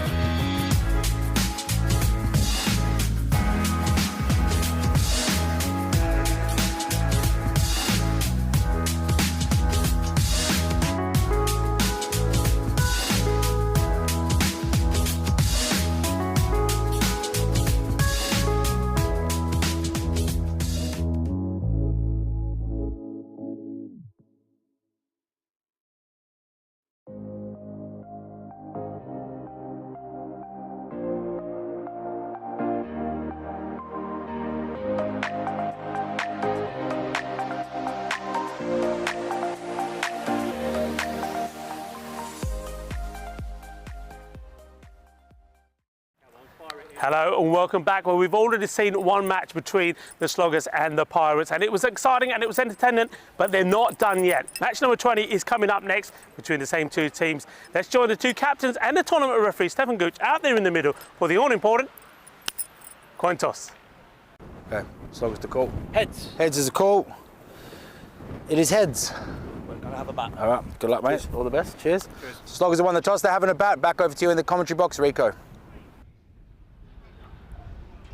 Thank you very much indeed, Stefan Gooch, as we get ready for the second contest between these two teams, Sloggers versus the Pirates. Sloggers this time round deciding that they will have a bat first. Look, why not? I mean, they'll be disappointed, I think, that they weren't able to get that victory there in the end. I mean, they did come close, didn't they? It wasn't going to be easy getting the 13 they recorded the last over from Lauren Burns, but I think that ball being hit for 6 certainly did change things. It put them in the driving seat, really, but like I say, I think I don't know about you folks, were a little bit surprised that Julian Ferrone then is opted to take a single off the next delivery rather than try and stay and manipulate the strike and try and get the victory for their side. But look, I don't think they're going to be too disappointed. They've got another chance to get the revenge. And Pirates, on the other hand, if you have a look at the Pirates side, I think they get the opportunity. They probably got out of jail, didn't they? And now they get the opportunity to really perhaps show what they can do with the bat. Henry Ernesto didn't have the best of matches there. Maybe he was a little bit unlucky. Will his luck change this time around? We know he's more than capable with the bat. 217 runs to his name. Andy Reyes as well didn't was a little bit hit and miss. And Long Burns, well, he made 19 of the 10 deliveries he's faced, but we know that he's better than that as well. All you need is one of those 3 to click, and anything really can happen. And Sloggers themselves, we said that they are a little bit light. Maybe we've got a couple of key batters missing, but maybe if somebody like Kabir Mipuri, who came in quite late, in that maybe he can go slightly higher up the order and give some support to somebody like Hancock, who's in there in that side. It's going to be pretty key for them. But the way the tables look, we know Sloggers, they need to try and get this victory, otherwise they're going to stay rooted to the bottom. Bat versus bat. Bat versus bat, or bat versus ball. Ball, I should say. The computer is 96 in favour of the Pirates and this one to the Sloggers. And just have a look at those average runs for and against. 96 to 98 and 94 to 90. So it's very, very, very close to each other, both these sides. Very similar in the 90s. And I think with a 10 over contest this time around, of course, the first match, got to bear in mind that was a 7 over contest, so that probably reflected or does reflect the scores. So this time around, I think again the 90 probably will be around about the ball mark they'll be looking for, and I think that would be fair as well, because with this wind blowing, there's probably going to be a couple of area shots where the ball was probably not going to get, or the shots are not going to get full value for money. So Mr. Cunningham there, he's ready to go, keeping his hands warm until he has to. Don't mind that at all. And look, a chance for me to say a very warm welcome to everybody on the chat as well. A few people are saying that Pirates will win easily. So got Kuwar, how are you, my friend? And well, a few people say no. We got Darkside saying no. Sloggers, they will win by 3 to 5 runs. Well, it's going to always be a close one. Trip Denny saying hello to everybody as well, and of course Luke Belgium is still there, saying good afternoon to Kitty or Trip, or maybe both. Yeah, good afternoon, good evening, good morning to everybody. I say good morning because a few people I think around the world will be watching, and it is morning there. And hello from all of us here at this Europa Point cricket complex. Looks absolutely brilliant underneath the lights as we get ready to go. The battle of bat versus ball. Sebastian Maynard, the umpire, is out there with Jeremy Perez. Here's the first delivery down the leg side. Just that it shuffles across this one, allows it to go down. First runs on the board, courtesy of that extra. Garrett doing the bowling. Bowled a very, very good 6th over, didn't he? To keep the score at 13 regarding the last. So gets a chance to open up here. And at the moment, just spraying it down the leg side. It's good work from the keeper there. Jonathan West, never easy. Covers the ground well, gets a bit on this.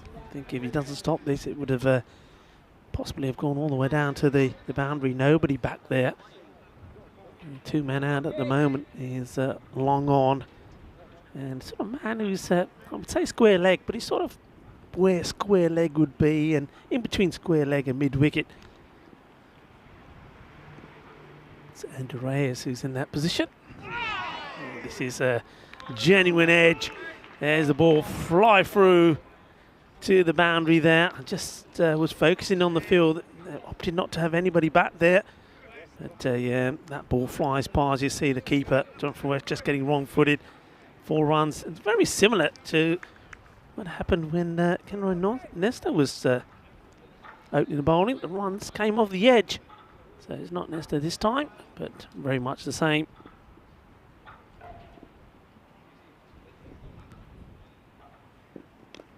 Oh, this one almost creeps through. Julian Ferrone probably a little bit lucky.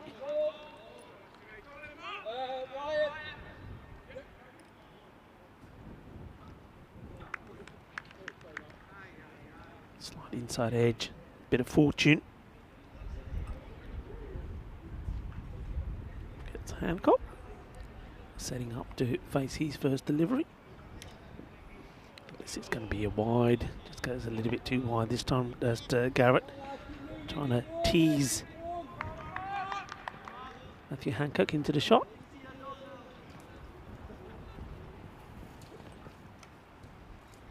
Garrett back to his mark.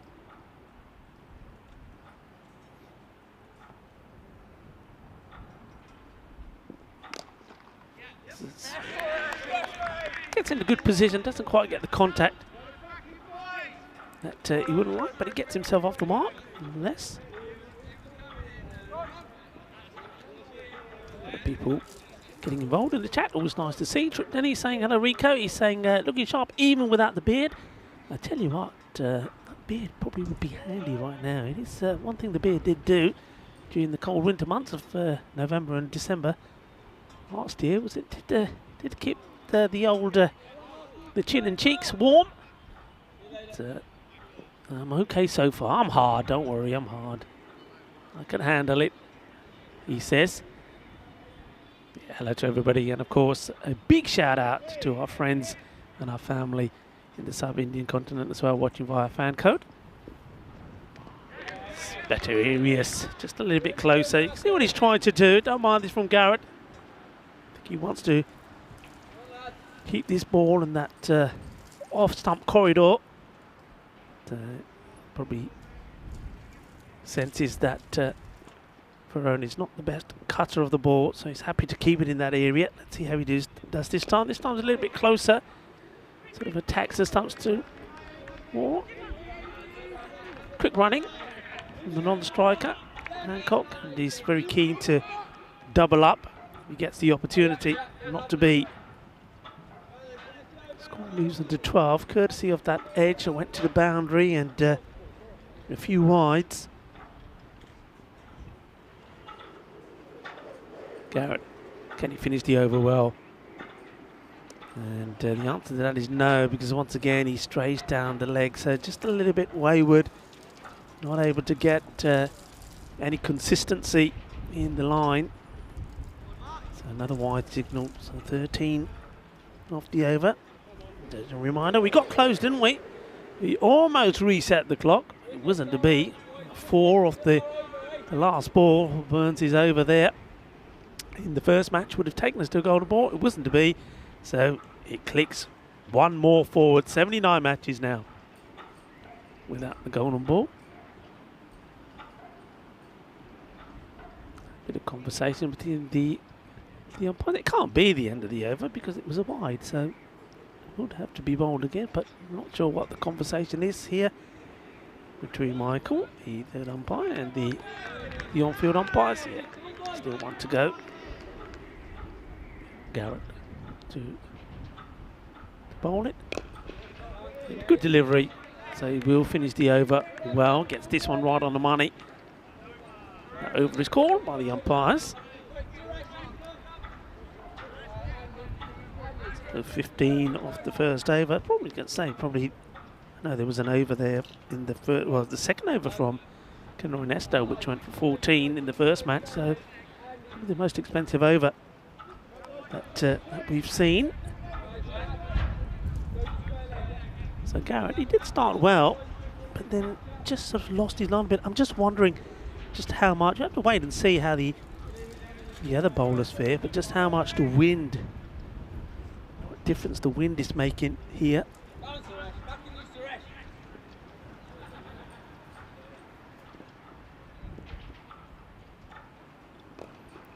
This is a lovely shot, isn't that beautifully played? Makes it look so easy. Lovely, absolute elegant, dispatches this away, and well, a look of authority as well from Julian Ferrone. Really nice shot, delightfully played, so not the best of starts from Suresh Kurthi, I think is how you pronounce that. Beautiful shot.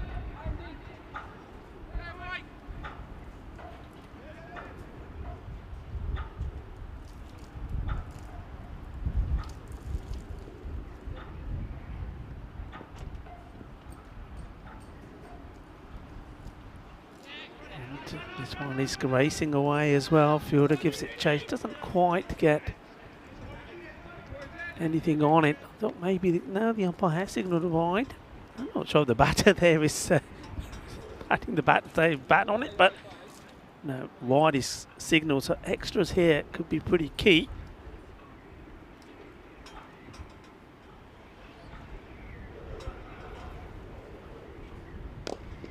This is floated up, and it's good work. Well, I told you, and he has to get his hands out of his pockets. He's very effective. Is Richard Cunningham makes a stop there. Oh, Andris, production manager, sending me some facts through. He said on this day, yeah, it's one of those on this day. Let's see this delivery first. Once again floated, and this has been hit pretty well, and it will go all the way. Ginna Sona, Ginna Bada Shaka, says Carreras, boom, Shaka, Lagia goes all the way. It was a full toss. Going for the Yorker delivery again was Suresh Nelakurthi, but he goes the distance. And good hit. 6 runs, haven't been too many Maximos, but well, when they come, they look good. And así me gusta. Dame más de eso, says Carreras. Yeah, and just telling us that in 1595, Shakespeare's play Romeo and Juliet was performed for the first time. Tries to clip this away. And then trying to take the cheeky single. No, says Hancock.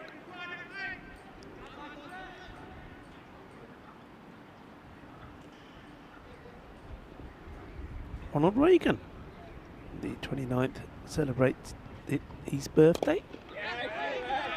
Better delivery. Good comeback from Nalakurthi. Over pitching and being smashed for 6. Back on the money again.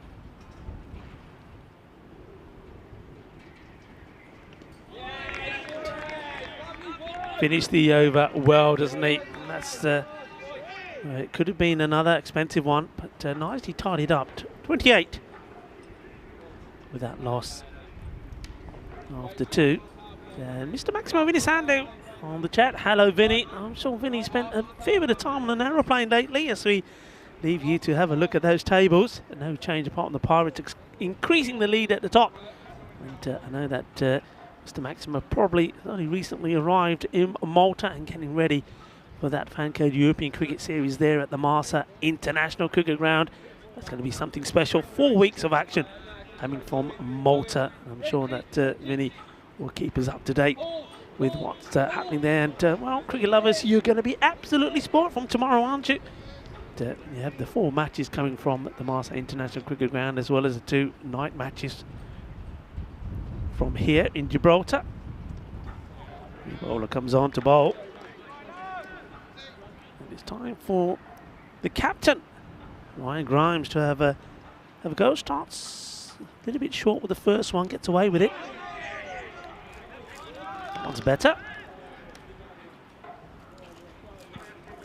Yeah, Vinny just updating us, waiting to pick up luggage after a 3-hour delay. Well, Vinny, I'm sure you got a fair bit of shut-eye on the way. Gets into good position, nicely played, but the field set well, just another single.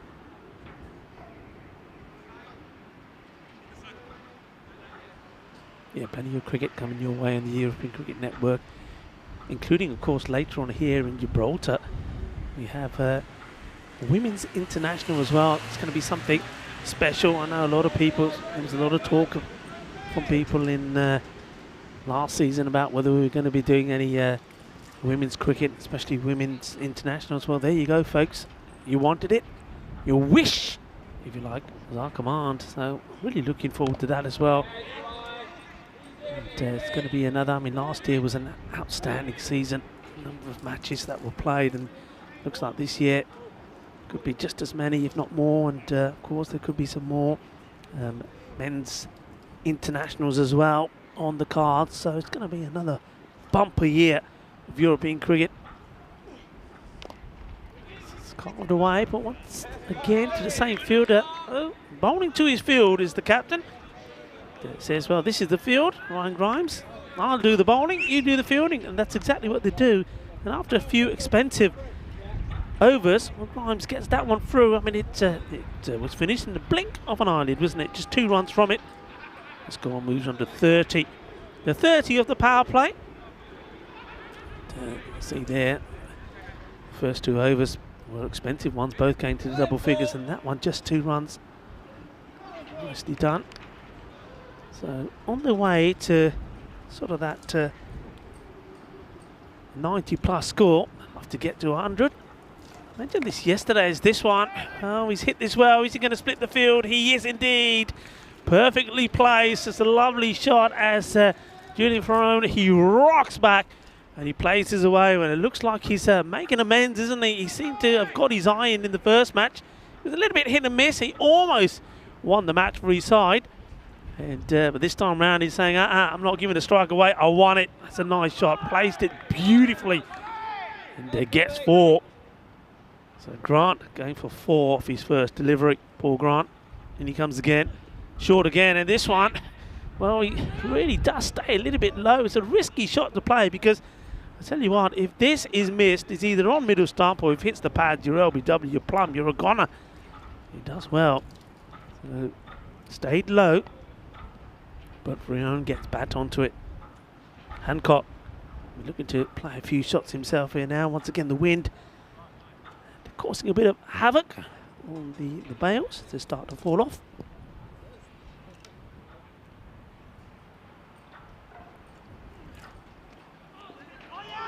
Swing and a miss. And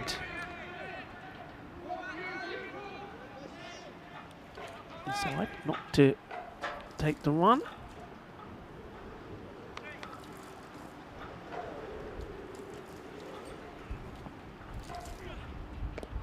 Once again, it's another one of those deliveries which it is short, but it just seems to take an age to get to the batter. Hancock again having to wait for it. Manages to get a bit of bat onto it, not a clean contact. Just get the feeling here that Julian Ferrone may preempt this to be short. I think he may already be getting ready to rock back and pull this. And, well, he does. And now oh, wow, this... Oh, well, how close would this have been? He doesn't really, well, they're going to get 3 wides here. Not often you see 3 wides. Well, there you go. That's 3 of them. He knows it's going to be short. He does preempt, but he misses it. The wicket keeper, well, it ricochets off West, and he has a shot. Now, if this hits, I think it would have been out. That angle doesn't tell us a story. The other thing about it is I don't think the bowler, Grant, was expecting it. He wasn't really looking. And then, well, there is a direct hit eventually, but not before the batters have completed 2 runs. 3 wides. This one will be another. I don't think there's anything on this at all. Keep an eye on the umpire. There's the pre-signal and followed by the wide signal. So just getting the line wrong a little bit. Julian Ferrone, I think, yeah, I don't think he's going to miss out on this one if it's in the same area.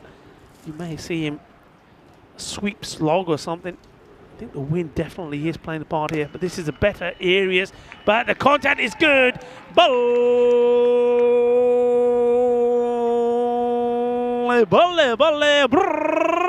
Shaka Lagia Kina Sona Que genial, que grande. Eso golpe es más dulce de tarta de japonosa. Yeah, that's right. It's sweeter than the japonosa cake, which is very famous here in Gibraltar. That's a big hit. Goes all the way. So this is better. Well, the sloggers, well, if you're wondering why they're calling the sloggers, I'm not saying that was a slog. Well, maybe they like to hit the ball hard. Let's just say that. He's in the slot again, but this time, oh, the footwork is wrong. Yeah, going for power, gets the feet wrong. Look where this foot is. He needs to just come across a little bit more. Doesn't really move. He's just wanting to stand in his ground and thump it down the ground. Misses out on it. So Paul Grant, at 16 of that over. So I'm saying that we haven't seen too many expensive overs. Mark Garrett's first went for 15, and that's the most expensive so far. Certainly the most expensive. Well, I've been here. 16 coming off that. So well on the way. 46 without loss. Looking to, well, they'll be wanting to get the 50 and more coming off in this over. And it's Ashis Gianni comes on the ball. And ooh, let's see, he sees this one go past. Extras certainly are creeping up here. Gets a little bit of bat onto this. Yeah, just sort of wanted to focus the extras. 13 now. All of them in wides. So not helping themselves at all. Tim Redmond. Thank you very much, sir. Tim Redmond donating £1. Thank you for your support and your contribution there. Thank you, Tim. This one down the leg side. Another wide to 14. Yeah, I was talking about this when Mark Garrett bowled his first over and he was struggling to get the ball in the right areas. He bowled very well in the first match. This again, see on the leg side, and I think I've come to the conclusion now, seeing that all the bowlers are struggling a little bit, that this wind is causing issues. And,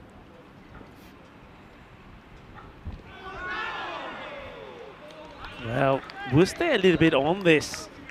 The batter in the end says, hey, can I come and get this? That doesn't really tell us the story. I think you need to ask first before you start fetching the ball. Oh, that's so unlucky. That's beautifully bowled. Just floats that up. So Gianni starting to get it right here now. Ashish. This one is down the leg side though. Lets himself down after a couple of good deliveries. After coming back well. Loses it again. And that's why I think that maybe, especially when you're not putting too much effort on the ball, the wind could play a part. This one is too short. It probably would have been called a wide. He gets a fair bit of bat onto it. Well, not really where he was looking to play this, but we'll get another single. So Julian Freon gets himself now into the 30s. So he's remaining very consistent. Gently played back to the bowler, Gianni. Farone mentioned him in the intro. Started the day with 139 runs and with a good contribution in both matches. Coming up to the 200 mark here. And he says, no, we won't take the single. We'd rather take the strike. But the 50 partnership is up between these two, 51 at the halfway point. So on the way to 100. The interesting point, I made this point yesterday, that after the start we had to this series, you saw Rugby CC, and they played their match against the Sloggers. Well, in the first match, both teams racked up 100 runs at 129 to 130. Rugby CC, thanks to Ian Latton's 90, got the victory there. And then Sloggers are the only other team that once again have posted 100. The Pirates 100. Other than that, nobody else. So we've only seen 100 scored just on 4 occasions. So are we going to see it for the 5th time here? Runs have been hard to come by. And one of the things I've been looking at, and this is going to be close if you can take them off in time. And well, they're gonna go for the cameraman to say, hey, what can you tell us about this? So we're going to have a line review here. I get the feeling he may have made it. I think the wicketkeeper had a lot to do. So let's have a look here. Well, was he sliding the bat in here? Can we slow it down? Bat is in the air. He wasn't. Oh, well, that is a basic error. And I think from what I can see there, I don't see the bat on the ground. I think when they have a look at this a few times, I think this is the story there. I think the bat is in the air. It's not good running at all, is it? You've got to be running with sliding the bat down. Go back to the basics. So come on, any of the youngsters watching. But it's all about slide the bat in. It's needing a bit of assistance to come off there. I think he may have hurt himself here as well in the process. So while we've been having a look at the replay, and well, I think there's a bit of gamemanship there. We're calling the stretcher on for Julian, and Julian saying, get away, I don't need a stretcher. I must admit, Julian was struggling. And the one thing I noticed in the first match, there were times when he was out there and he wasn't running too freely. I think he has got a niggling injury. We see this again. And good work here. You've got to say, give credit to Suresh. Gets there, gets the throw in. And but again, the early issue, yeah, there was a slight contact there at the end. But I think that's, as he goes down, I think that's more to do with a niggle that he's already got.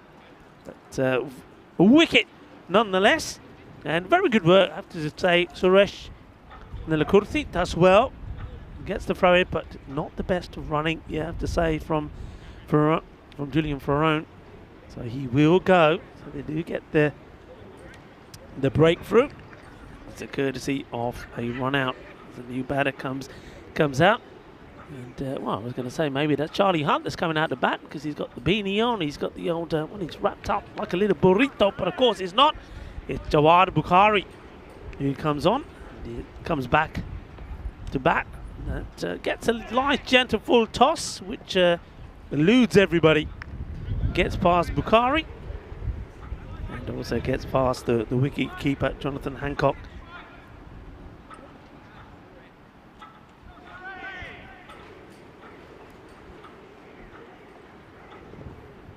Nelakurthi once more. And oh, I think this is a stumping opportunity. It's a difficult one, I have to say.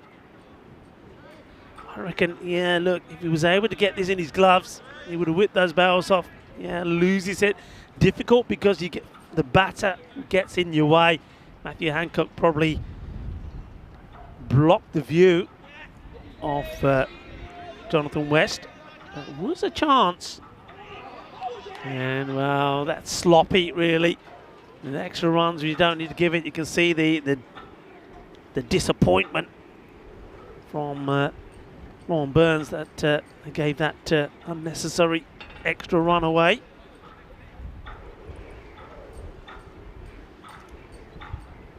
It's very wide, but Angus is right across. The chase is on over the fielder, and yeah, it looks like he does that cleanly. Nicely done. That's Paul Grant is doing the work here to make sure that he kept those feet inside the rope and not touching the rope, and he does really well. Chases it. Wind picking up again. Playing from all angles at the moment. This is very similar to the same areas, but this time a bit of contact from the batter. Will be a leg by. Nelakurthi looking to finish off his spell here. Gone for 21, a couple of deliveries still to go. For around 31 before he got run out.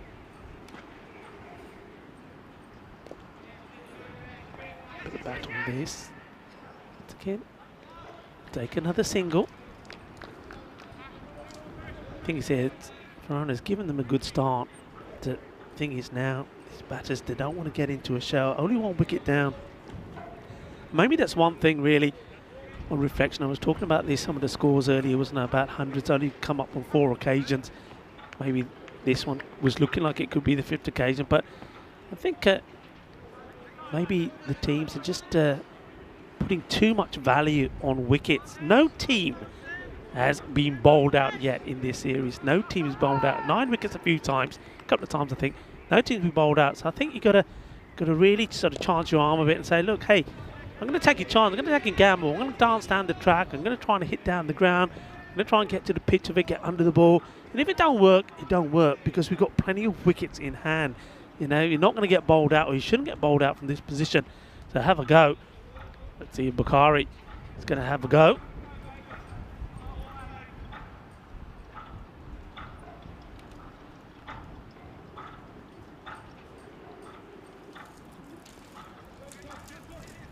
See if Gianni can get another one in. Bakari really does have a go. But once again, just needed to take an extra step out to this one.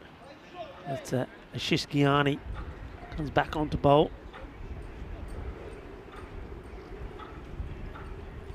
Gianni bowling. He's second. A little bit short. It's whipped away. Well fielded. Man at square, gets down.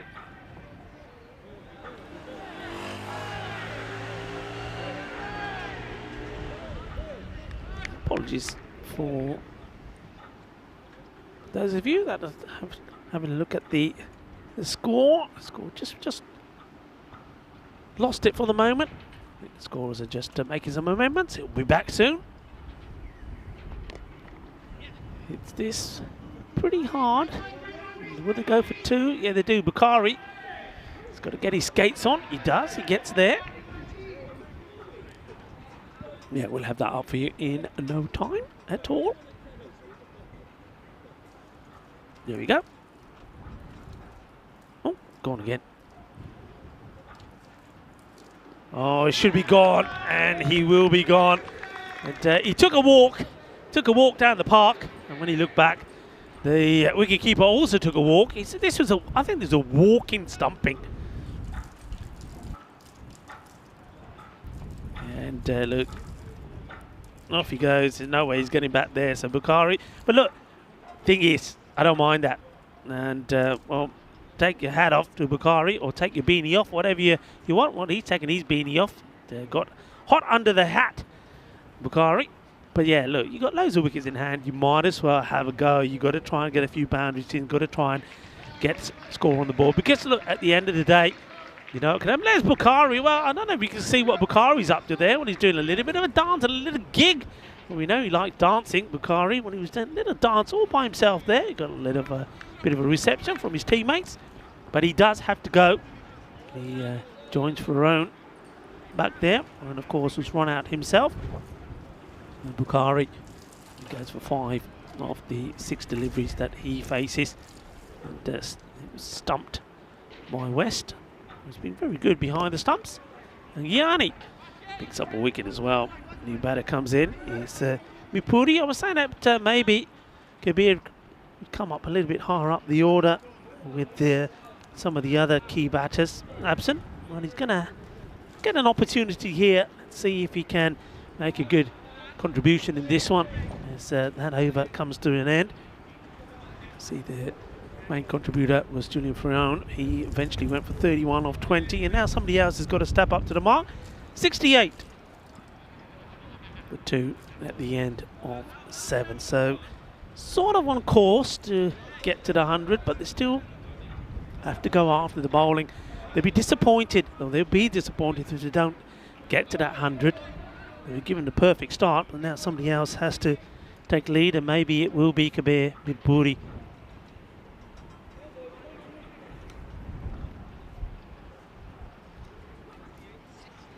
Richard Cunningham coming on to bowl.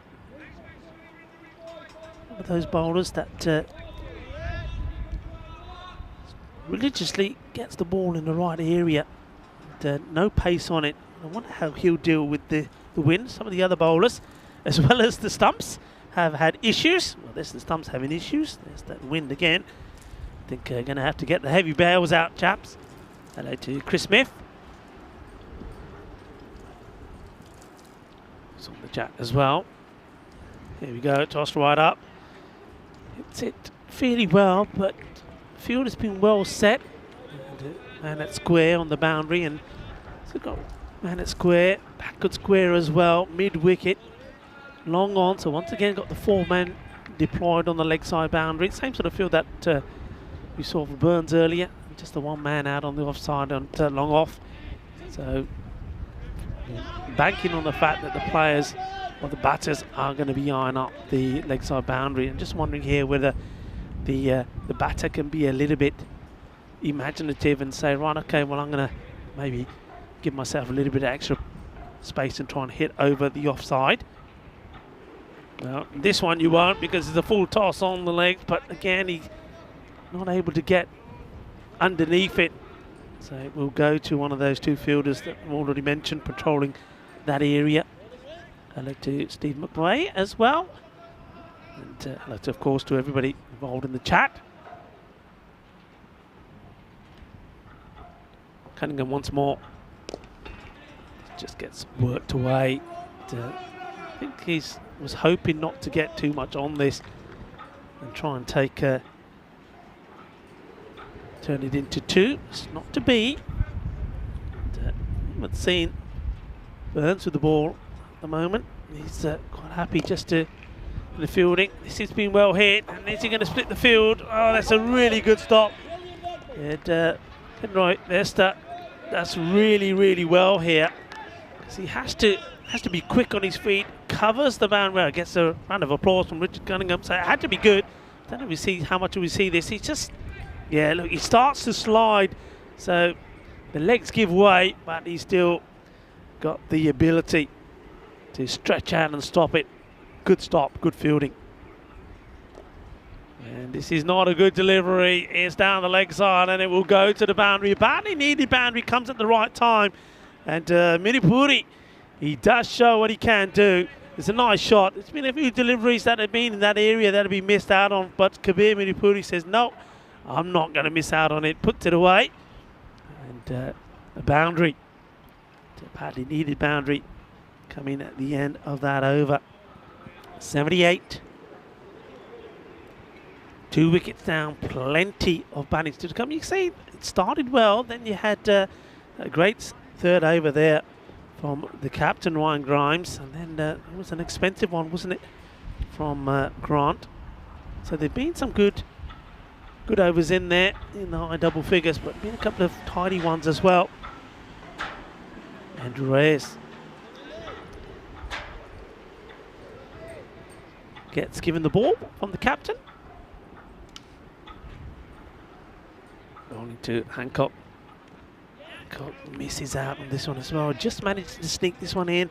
Chewing up deliveries here, Hancock. I think it's time you either get going or you go. Don't want to be giving away dot balls here now. I'd like to see him start using his feet, come down to the pitch of it. If you make contact, great. If you don't, no worries. Plenty of batters still to come. Goes on the back foot, does get the single, so does give the strike to Kabir.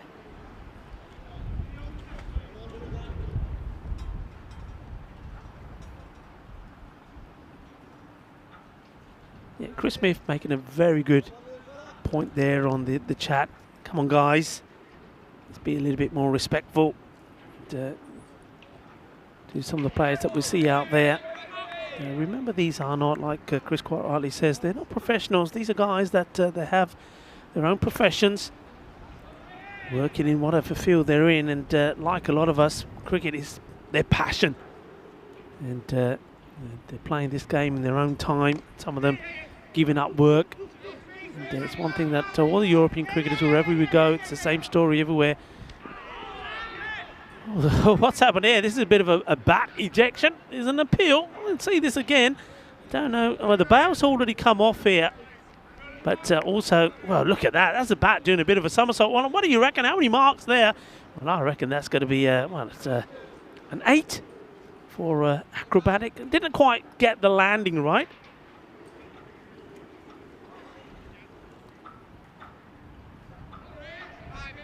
Well, let's have a look. We might just have time to see this. There we go. It's almost a triple somersault, but the landing, yeah, failed on the landing.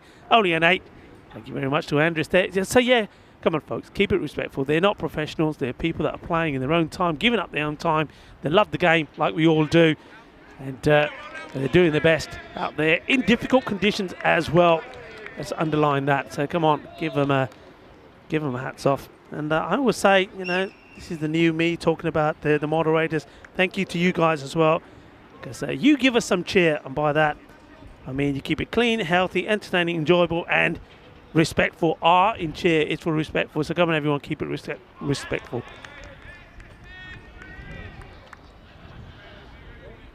Over comes to an end from Reyes, and it's a good one. I've got to say, only the 4 runs from it's just what the captain ordered.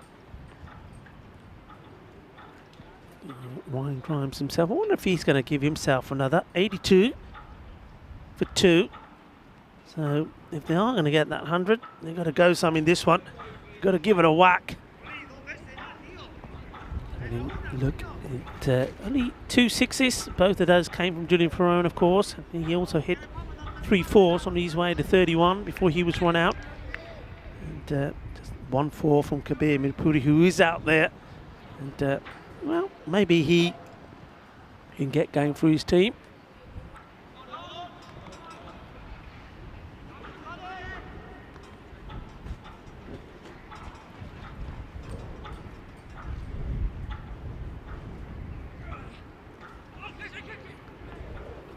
Mirpuri going for the big hit. He's trying to loft this over the vacant area of square leg. Square leg inside the circle now. It's interesting that it's got to get his line absolutely right here. Burns. And yeah, he's disappointed. He knows there was an opportunity there.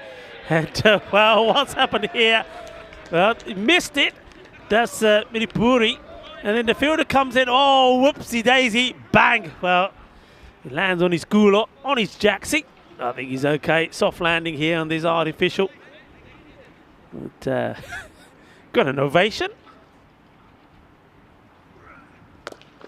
But this one's been hit well and fielded well as well. No mistakes from Richard Cunningham. He comes over and makes a stop. And, well, that means that Kabir will get to the non-striker stand. So Hancock really has struggled. 11 of 19. Let's see. I mean, just got to get bad on the ball. Can't be a dot. And he does get around the ball. Think about the 2, but I think he slips as he gets to the other end. And I think Kabir, quite rightly, and even more so now, because it was a direct hit. So if they did go decide for the 2, it would have been a run out. But I think he needs to be on strike if anyone can inject. Well, there we go. It's a safe landing in the end. You can see just there, but not just from the bails and but from the jersey there of Kabir Mirpuri. And it is very gusty here in Gibraltar tonight. Gibraltar, just 6.8 kilometres, the island. 30,000 people that inhabit it.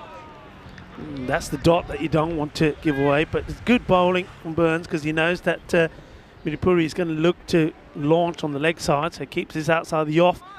I'm sure he'll try and do the same again.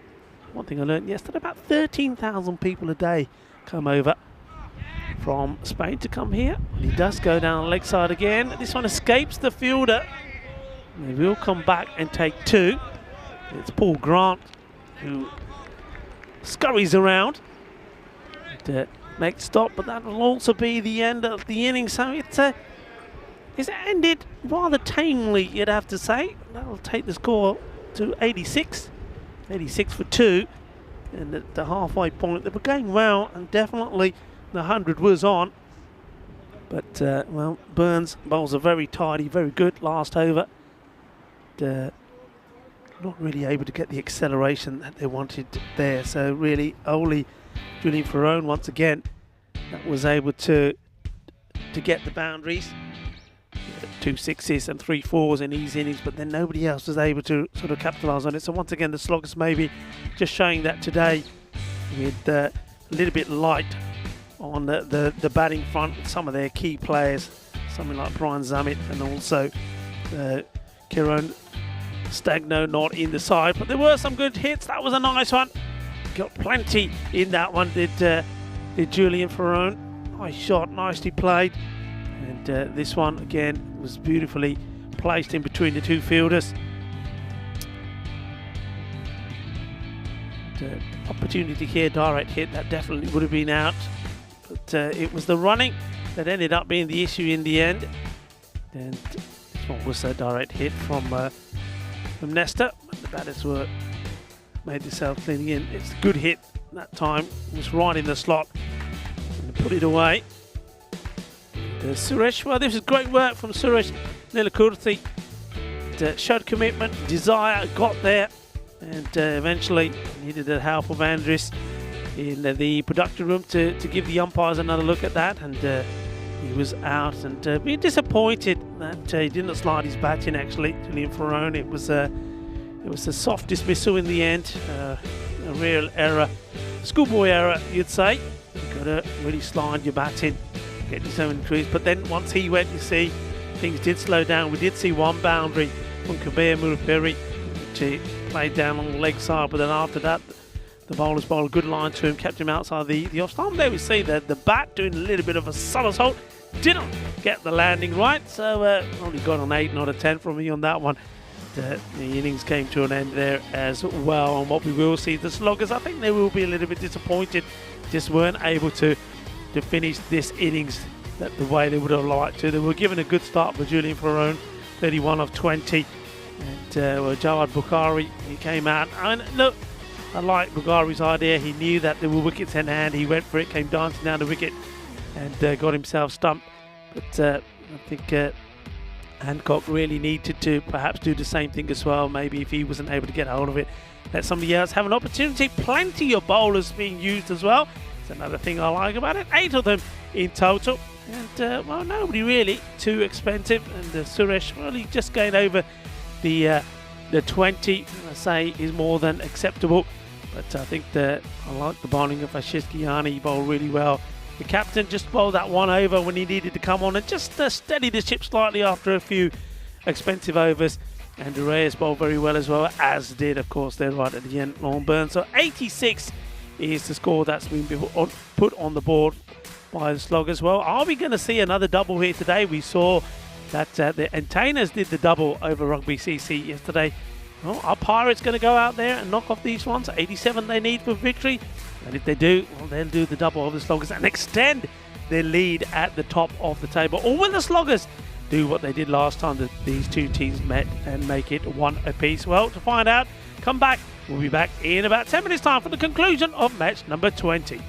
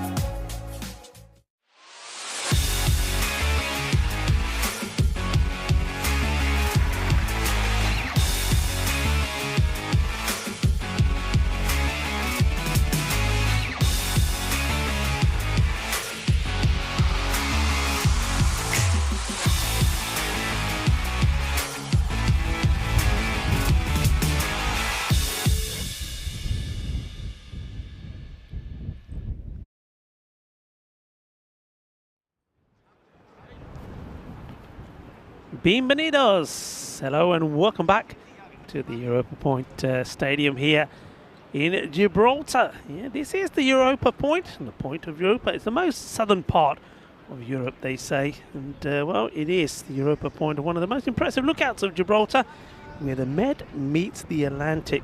And, well, if it wasn't cool enough just to be here, well, on a clear day, you can see all the way through to the Moroccan coast of Gibraltar. And it's absolutely quite outstanding. Today, of course, we saw some amazing views. The rain earlier on and the sun shining sort of on the Spanish side. We had a magnificent rainbow, in fact a double rainbow as well. But it's also pretty cold. You can see from one or two of the players there. We've certainly seen some interesting headgear out there, particularly from the wicket keepers. See Lee Graham now. Not sure what he's got on. We'll have a closer look at him. The Kenroy Nesta, he's trying to stay pretty warm. I don't want to know how many layers you reckon he's got on. Come on, be a man, Kenroy, be a man. What are you, a man or a mouse? But there you go, Gucci. That's Lee Graham. Not sure what he's got on. But, it is very cold, it's very windy. And here we go. The final innings of the day, and it's the dancing man, Bukhari. Jawad Bukhari. Bowling to Kenroy Nesta. Kenroy Nesta, the highest run scorer for his side at the moment, 217. So didn't have the best first matches with bat or with ball. He got two, went for the big hit off the back foot and was caught very well on the boundary. So can he make amends in this one? So it goes down the leg side. Well, must have caught something on the way through. Well, umpire says there's a little bit of contact on that. Didn't see it myself. Let's have a look. Well, the replay, not convincing. Umpire's pretty short and signalled. I saw the signal to the scorers. The scorers just checking. Umpire said no, definitely made some contact. This one gets worked away. Played it down to the man at third. Casual. Well, casual, I was going to say casual one-handed pickup, but still hurt. Hurt, he said. It's hurt. Hello to everybody on the chat. A lot of conversation on there. And a few people saying that, yeah, Sloggers would have been a bit disappointed. Well, where's the snow? That's what I know. Who's behind there? I tell you what, this is why you need numbers on the back of the shirts, because some of the gear that's on here, you don't know who's underneath. He wants to go. He's not going anywhere there, Bukhari. Well bowled again from him.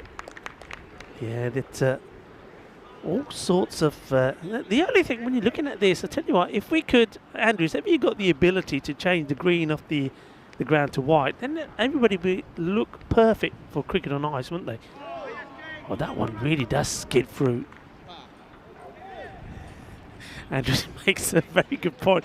He says, hey, Rico, get with it. If I did that, you wouldn't see the ball. Well, you know, couldn't you paint the ball pink? Anyway, yeah, I mean, look at the umpires there. Look, they're all right. They're brave. They're out there. Well bowled again, Bukhari, no run. So you see here that I think Suresh Nelakurthi is getting an opportunity to get the top of the order, but finding it not too easy. 79 matches without a golden ball. Just to remind you of that, as with that over from Bukhari, only the one run from it. And Ernesto was able to guide the ball to third man, but other than that, nothing else. A good start, and well, they didn't finish well with the batter Sloggers, but they made up for it with that over. Just one run from it, so that takes that rate up to like if they did have 100 on the board. Around about 9.5 required. Talking about Gibraltar, we normally talk about food sometimes in the last match. Gibraltar cuisine is a result of a long relationship between people in the Spanish Andalusia side and Great Britain, of course. So, strange mix of food. This one is a little bit high. Was it high enough to be called? Just keeping an eye on both the umpires. And look at this inside on. Oh, well, I think that is probably a little bit too high. I suppose Kenroy Nesta is a tall man, and maybe that's why he gets away with it. Shorter guy, it's hitting him on the chin. Well bowled, gets dug out. There's Matthew Hancock. Now doing the bowling, keeping the pressure on. Strong batting lineup, Pirates have, but haven't been able to click so far. And this one, no run. Well, Suresh Lakurthi is very keen to get to the other end. Now, one of the things that the national dish of Gibraltar considered to be the calentita. More on that in a minute. This one, he goes on the back foot again, and he's going to depart. So it's not the first time that Cameron Iniesta has opted to play this shot. And second time, and he's gone again. And I don't know what these celebrations are here at the moment, but well, I don't even know who that is. He's just totally covered by anything that can keep him warm. And it's Bukhari. Who else is it? Joe Bukhari. And there he goes. He eyes the ball, and then he does a little dance, a little party trick. He's there he goes. Run, rabbit, run, rabbit, run, run. And so anyway, he's gone. So it's not been a good night for Cameron Iniesta. And another failure for him this time. Well, he goes for 2 once more, but this time 2 of 6 deliveries. And Bukhari takes the catch, and he's a happy man. And all sorts of things going on here at the moment. And, Suresh has a little chat with his partner and say, hey, I'll just tell you what's going on there. Yeah, calentita, it's a rather plain food. Looks like a baked pancake made of chickpea flour, water, salt and pepper. In the air, could be 2 in 2. It will be 2 in 2. And West has gone. And all of a sudden, Hancock, he's on a hat-trick. And they're quite happy about it. And Jonathan West comes in. He wants to go big straight away. Gets down, tries to play the sweep, gets it wrong, gets the top edge off the bat. And Suresh Lakurthi, he says, I told you. You didn't listen to me, you get out. Oh, a bit of a celebration there from Lee Graham as well. He came and he went. And that is the end of Jonathan West. He'll go for a first baller, Golden Duck. It's a cold day for ducks, isn't it? You wouldn't want to be a duck in this weather. I mean, it's cold enough as it is. The water would be really cold. So, caught behind Graham. So, here we are. Haven't had a hat-trick so far here in Gib. Matthew Hancock. Jerome Burns. Burns carves this away to sort of backward point area, gets himself off the mark. This is, I think, an important period here. Burns really got to get going here. They've got still good batting to come. Andrew Reyes as well, as we know, can smash it around, but it's not a good start, is it? Just 4, 2 wickets down, 2 overs. Sloggers looking to do what they did last time round. Bukhari to continue. This has been hit hard, and it will go to the boundary. Wow, this is a thunderous shot. And absolutely clubs it away, does Lorne Burns. 19 off 10 in the first match before he departed. The very aggressive player. And an opportunity for Suresh Lakurthi to go to have a chat with one of the people. Say, hey, what do you reckon on this bat? You think it's any good? It doesn't seem to be working too well for me. The fielders probably said, yeah, it's fine, stay with it, it's fine, nothing wrong with that. 4 runs, Long Burns, Bukhari. Under attack, as I one or two of the fielders from the weather. Oh, he does him, he steps all the way around this hole, here he goes, chakade fatte mundiya, chakade. Pa Pangara, Pa Cham Pangara, Tol Bhi Bajao. Wow, he's the dancing man. Nacho. Well, you know he was going to go for it, and that's a huge wicket, 8 for 3. And Bukhari, after being hit for 4, well, Burns, he plays all round this one. He'll be very disappointed. Looking to work this away on the leg side again. Gets it wrong, and Bukhari knocks him over.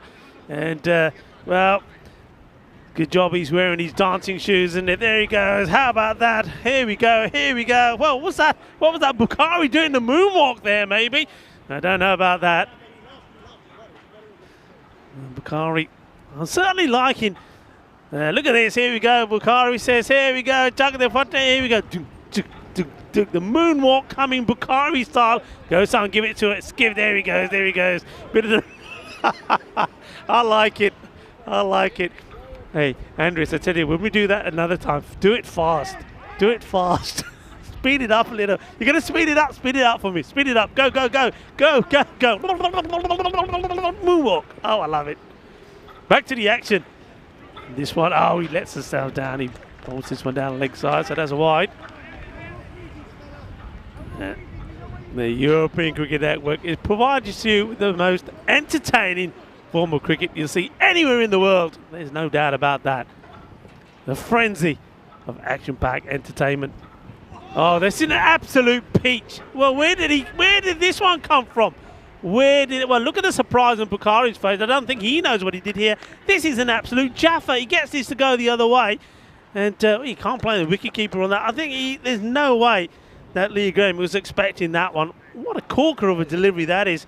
Well, Bukhari is showing not only can he dance, and not only does he have the dance moves, he can bowl a decent jaffa as well.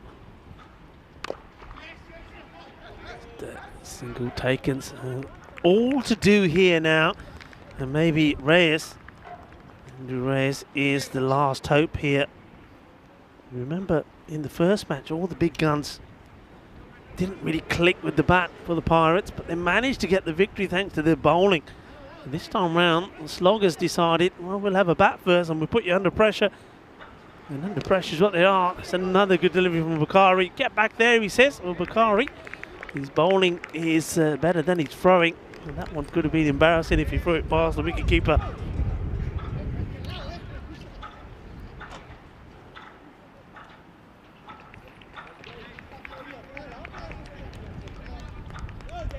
The big fish already sent back.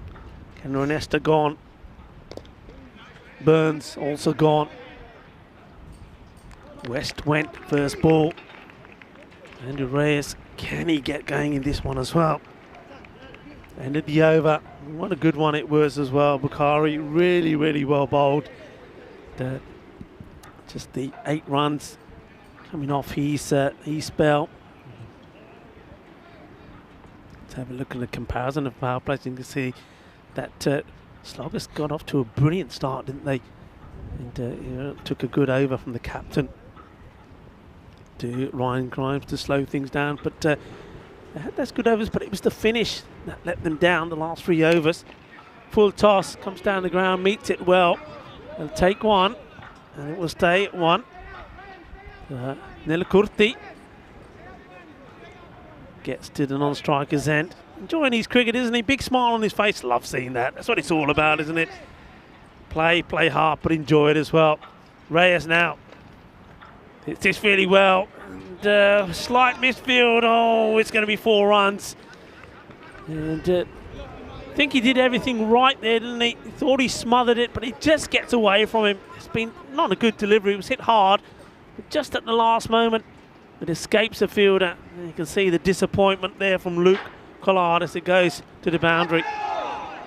Oh, chance to catch it. Not sure if there was anything on this. Oh, I get the feeling, look at the umpire. Yeah, there was thick edge, just doesn't carry to Lee Graham's. Slice of luck maybe for Reyes. How important could that be? He's got to stay there really.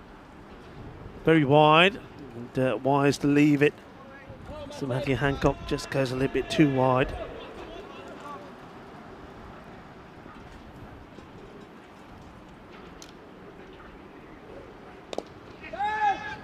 Firmly struck. Should only be the 1, and it will be. So Nelakurti He was given the opportunity to open. He's seeing his partners come and go at the moment.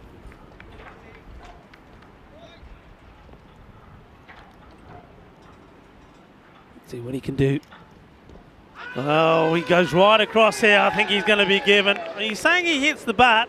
I'm not so sure myself. We can have a look at it again. It's the wrong shot to play. It's a straight delivery. And I reckon this is going on to hit the stumps. I'm not sure. Make up your own mind if this catches a bit of the bat.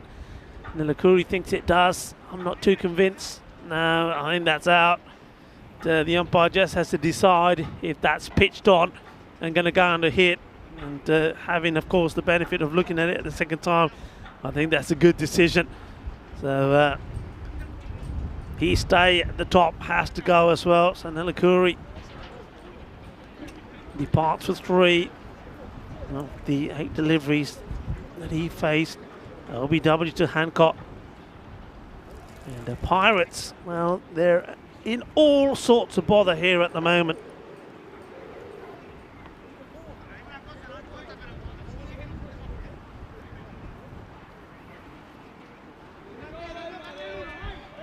Better comes into the firing line to score at 22 for 4, ball to go in the 4th. And then the Kurthi was the last player to go. This one, yeah, squeeze it inside, but tremendous bowling figures from Hancock. Another 3 foot. Yeah, really, really well bowled. 3 for 10 off his 2 overs. He's put his team in a very, very good position. Just have a look at that scorecard. Well, at the moment, it looks like resembles more of a phone number than it does a scorecard, doesn't it? 2-3-0. What is that then? 5-6-0. Nobody able to get going. Another failure from Nesta, and Burns looked like he was going to get things going. He goes as well. Suresh Nilakuri got promoted up the order, wasn't able to do anything. As was the same with West. So a lot of really relying on these two now. Reyes and Michael Lamin. Lamin played a few nice shots in the first match, helped them to get to, well, I think it was his contribution late on. Got to 11, didn't he? He hit a couple of boundaries that helped them get to a score which maybe gave him that victory. 22 for 4, Hancock. Really well bowled by him, Matthew Hancock. Then we go back now to Kabir.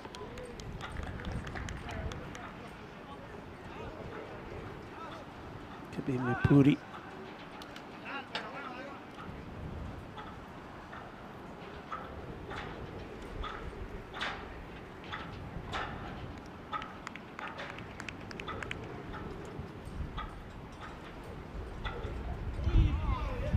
Bowled.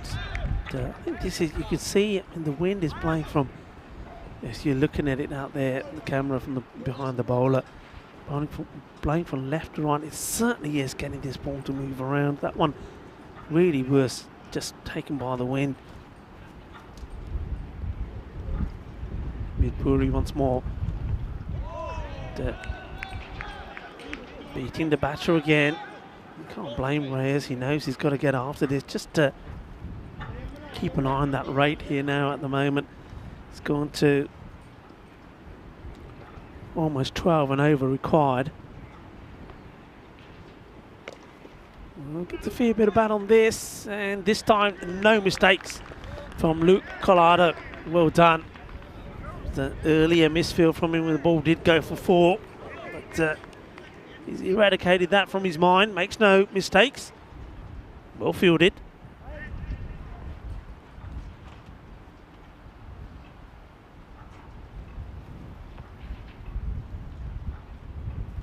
Puri once more. It's up in the air. Be a couple of bounces as it goes kindly to the fielder. He gets the throw in. So we're coming up to the halfway point, and the Pirates really haven't got going. They'll be going slower than they were in the 7 over contest. I think in the 7 over contest at 5 overs they had 30 on the board. This hit pretty well. This could be going all the way. It does. And, well, it almost goes. Well, I'm not a rugby man. What happens when it goes over the post in rugby as well? It doesn't go over. It goes through it. So it definitely is a goal. But what a big hit this is. Boom. Shakalug, yeah, that goes all the way. That's more like it. And this is what we know Andrew Reyes can do. And he's the last hope, really, they've got out there. So the last ball does get smashed away. It does take the score to 30. So this is exactly where they were in the 7-over contest. But, of course, here, they need to be going more than this. Really got to get going here. It's an exciting match it's going to be, but I think Andrew Reyes, he's got to be the key here as we get to the halfway point. Look, thank you everyone for watching. It's a rather blistery day here at the most southern point, really, here of Europe at this Europa Point cricket ground in Gibraltar. Lovely setting it is. Glad that you can join us here today and enjoying the entertainment. And are we going to have a magical flurry here towards the end? Let's see if Reyes and Lamin can make something happen for the Pirates. The Pirates managed to pull the first one out of the hat. Can they do it here again in this? Big man Reyes after smashing a big 6. Back on strike. Ryan Hancock in the bowl says a short one. Been hit for 4 more. Well, this one, I get a feeling, and if Hancock doesn't hit this, if it bounced one more time, I think it would have probably been a no ball. I'm pretty sure of it. But you don't care. He's going to get bat onto ball. And a 6 and 4. Well, I'll tell you what, he is hungry for more, and he needs to be. Maybe could just change things here. So much now on the shoulders of Reyes. And this one again is a little bit short. Doesn't come up as much as Reyes would have liked. 18 of 12 deliveries from him. Belgium. Once again, just reminding everyone that Malta does start tomorrow. Sandu, Corey Ruckets will be there to start the proceedings off for you. 4 matches coming from the Marseille International Cricket Ground tomorrow. And you'll be able to enjoy those. And then come right back here to Gibraltar for 2 matches in the evening.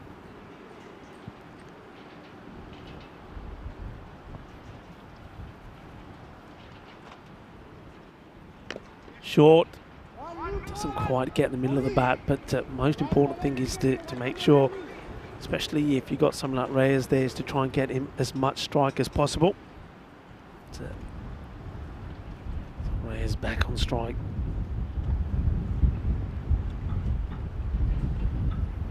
Gives himself some room. He's expecting it to be short again. And, not able to find the gap this time. It goes to the man behind square.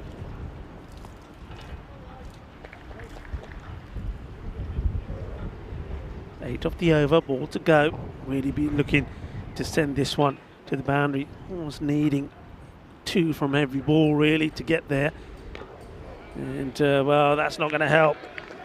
It's a dot ball to finish. And that's the difficulty that somebody like Reyes has, no matter what he does. He needs somebody at the other end. So in this case, he needs Lamin to be giving him the support as well. Had a really bad start. Remember, just 1 run off the very first over, bowled by Bukhari. Great over from him, and then over from Hancock was good as well. And after 2 overs, they were 4 for 2. Bukhari was impressive, but Hancock finished with figures of 3 for 10. Brilliant bowling from Matthew Hancock, that is. And Ryan Hancock's been bowling pretty well as well.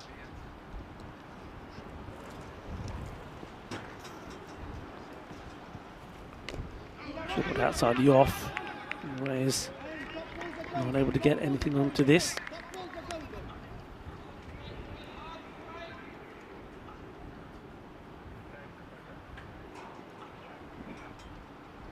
Sloggers, of course, will be in action again tomorrow. Gives them an opportunity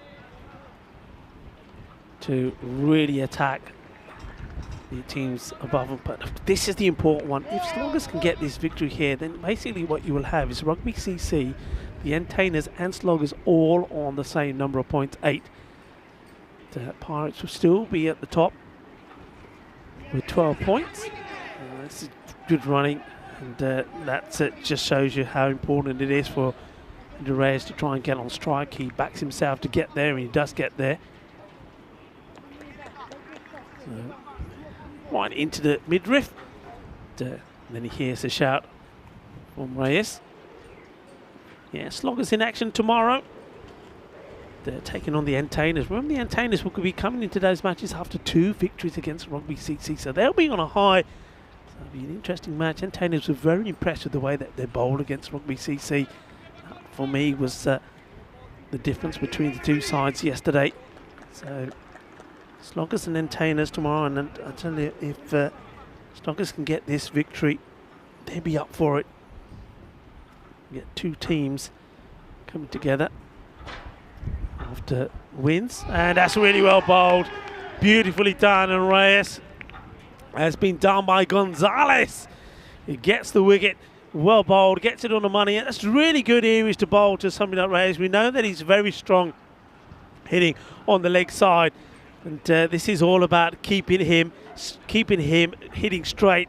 I think if you're the captain, that's what you'll be saying to your players, right? Okay, you know where he's strong, make him hit straight. You've got 2 men straight, let him go for the drive, let him take you on. And that's exactly what Gonzalez does, and he picks up another key wicket.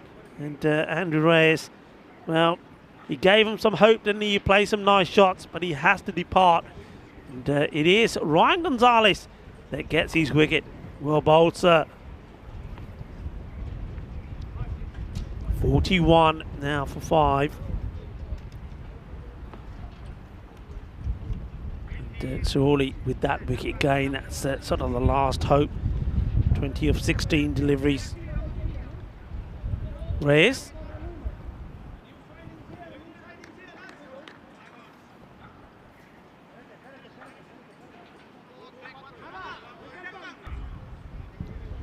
Richard Cunningham takes guard. See what he can contribute here. Gonzalez, 2 balls to come in this, his first over. 1 for 2 so far.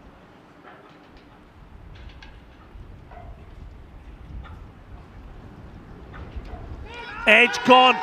That's another. It's a golden duck.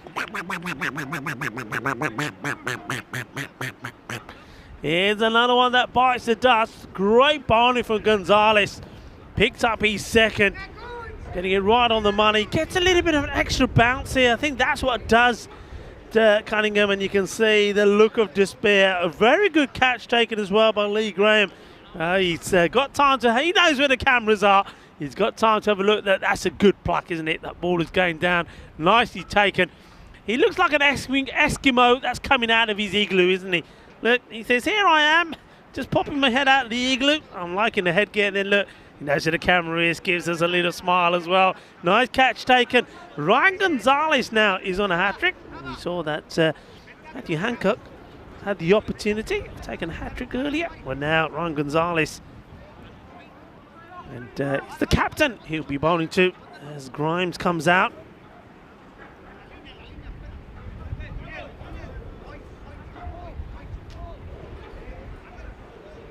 The captain finds his team in all sorts of trouble. Hat-trick ball. Haven't seen a hat-trick yet in Gibraltar. Here we go. Gonzalez on the baby, and it's in the air. Where does it go? Oh, well, it was a good delivery, wasn't it? It was on the money. Gets bat onto it, goes in the air, but falls safely. Watch this once more. Almost gets it through. And well, I think the captain, Ryan Grimes, was fortunate to see that drop safely. All smiles on the faces here at the moment, though, of the Sloggers. Remember, they probably did think that they had the first match, and then it just sort of drifted away from them. They still had the opportunity, didn't they? Needed 13 of the last. In the end, they fell 4 runs short.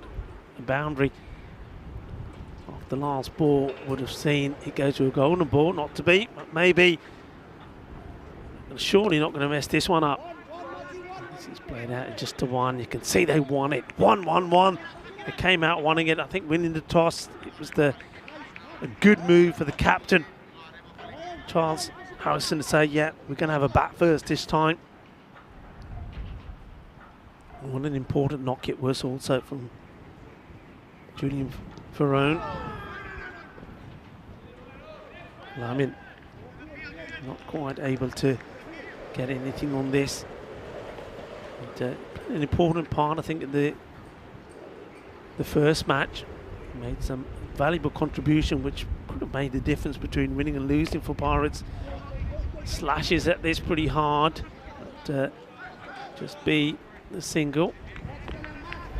Bakari doing the work. Hasn't he entertained us as well, Bakari? Bowled well. Been entertaining. We didn't see the dance that he did when he was out. That was off camera, but you certainly saw the dance he does when he takes his wickets. It's a lively guy, a bit of a live wire.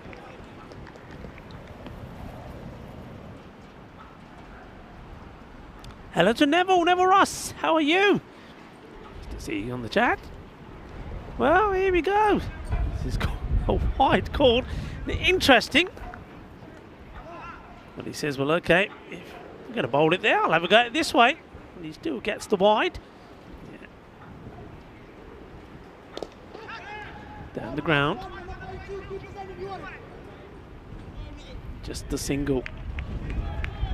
Once again, I think the field has been set very cleverly as well, I have to say, by Charles Harrison. And he knows where the batters are playing his shot, so he's left the boundary at long off, pretty open. The long on has gone very wide. You can see here where that ball's going, you've got three men running into the area where that ball is, because that's the area where a lot of the shots have been played and deployed. A clever captaincy from Harrison.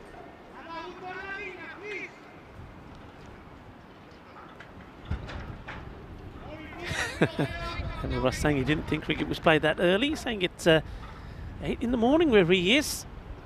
Yeah, hello, Neville. Yeah, a lot of people watching cricket early, of course, in the sub-Indian continent. Some of our viewers must be coming up to about, what is it, 4 a.m. in the morning. I know that our SI boys are working very hard as well. Jawad, Omkar and Rahul, I should say. Doing an outstanding job as well, boys. Keep up the hard work. Our team in Mumbai in India. It's a nicely played shot. But once again, you see, that's the field setting I'm talking about. Very wide, long on. And he's got the field just right. Long on, mid-wicket. Got a man between mid-wicket and square leg as well. All on that boundary on that side. And third man back as well, just for the edge. Once again, well, they're racing to get there. Tiki-taka, tiki-taka. There's that rate now, is gone beyond the point of no return. Gonzalez, hasn't he bowled well? Up in the air, it's a little hover and drops safely. Eyeing up a third wicket. Number of bowlers have picked up three first. Haven't seen a fourth yet. Well, Gonzalez got 3 deliveries. Let's see. He can produce. Lamin hasn't really got going. And this is sort of edged away, thick edge. And they'll just take the single. As the throw comes into the bowler's end.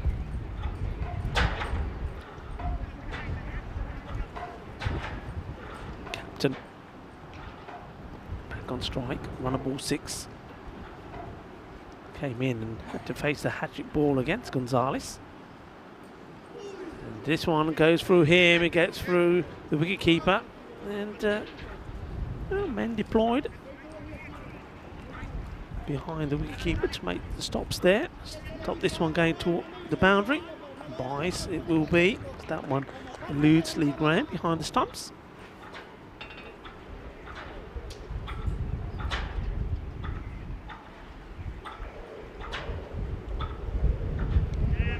Another big swing and a miss. The end of the 9th.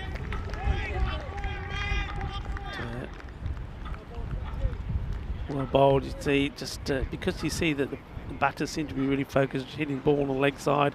Anything that's sort of outside the off stump, just inside that wide guideline, it's going to be very difficult for the batters to get anything onto. 53 for 6, so disappointing from the Pirates. See the field again here. It's just what I'm talking about. See just how well it's been set, especially on that leg side. So they're basically saying to the batters, look, there we go. If you want to hit straight, you can. We're leaving it there for you. Final over then. And it looks like, as we saw the first time when these two teams met, it's going to be even Stevens. But not as close as we first thought. Another swing and a miss, and there's an edge. And another wicket and more celebrations for that man there. Kabir Mipuri takes another one. He's been sensational with the ball. It's their highest wicket taker for his side. And lets the cameras know that he's got another man. He gets the captain out. Grimes just have to go. Kabir Mipuri. Another one for him.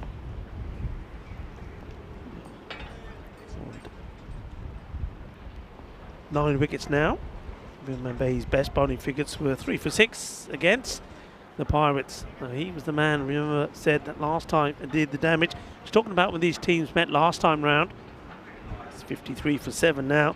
In that match, it was the Pirates who batted first the first time, match number 7. They were 99, but Sloggers got there with 13 balls to go.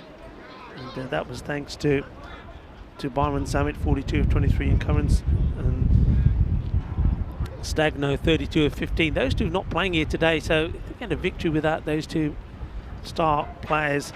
Done really well. Second time round, though, it was the Pirates got victory, winning by 8 wickets with 2 balls to go, chasing down the 90 they needed, 90 for 2. But that was a close game. But these ones, the first one was close. The rain affected one, which is 7 over a side match, but this one really, the Sloggers have done their homework, and really, I think they've bowled so well and getting the big wickets early. Kenroy Nesta, Jonathan West, and Lorne Burns, and also then Andrew Reyes.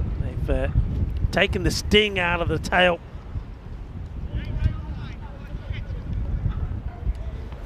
Kabir Mipuri.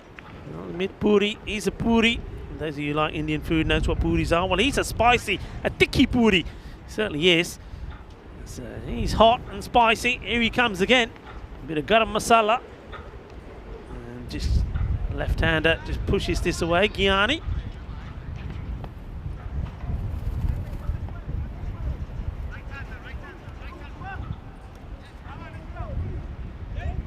Michael Lyman. He get a few shots under his belt to finish off well. 7 down here now, and Mipuri just arranging his field one more time.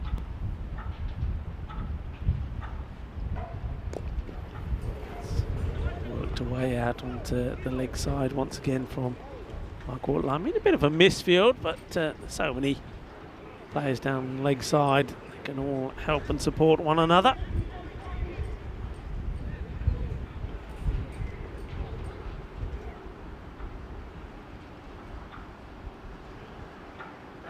Giani, the left-hander, back on strike. And he says, I'm not losing my wicket. It's a good delivery there from Mipuri. You can see that the stance that Giani has, it leaves a big gap, doesn't it, between bat and pad. Today he does step across, he just drops the bat on it. I reckon that Mipuri will probably try and do the same thing again. That's a nice hit. And chase is on. Fielder should get there. Slide and stop, and think about the two. If it could be collected, it could have been a run out. On this occasion, Graham not able to take it cleanly, and now telling his side of the story. But they do take 2 reluctantly. He's quite happy for just to take the one, Giani, but Layman said, "Hey, come on, we might as well get 2." So the last ball of match number 20, final match here tonight, and it looks like the Sloggers are going to come back and get a victory, and it will leave the table looking very interesting now, because the Rugby CC entertainers and Sloggers will all be on 8 points, and Pirates, though they did extend their lead by winning the first match between these two and put themselves on 12 points, but they do lose this one, and it is the Sloggers that have beaten them once more. So they do share the spoils here. And has to be said, it's sort of a lower key match this time round. Expected this one to be a little bit closer, but the Pirates just couldn't get their batting to get going. So well done to the Sloggers. They do come back and they do get a well-deserved victory as we have a look at the highlights. Well, Kenray Nesta, there's probably one shot he needs to take out of his book, because every time he plays he gets it wrong, and then, well, there's Bukhari. Well, we know he likes to do the dancing, doesn't he? We saw him doing his version of the moonwalk earlier when he was doing the bowling. But, well, there's a good wicket there, take another one, and Lee Graham, he was very happy about that. Lon Burns, he did what he did in the first match, came out blazing, then he walked all around this one, and here we go, Bukhari doing it his style, and they're doing the dancing. I liked it when he was speeded up as well.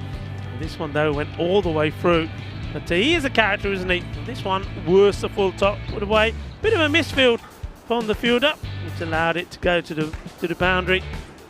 And this one just eludes the keeper. A couple of bowlers, including this young man, and the opportunity for taking a hat-trick. The Hancock bowled really well, didn't he? Superb.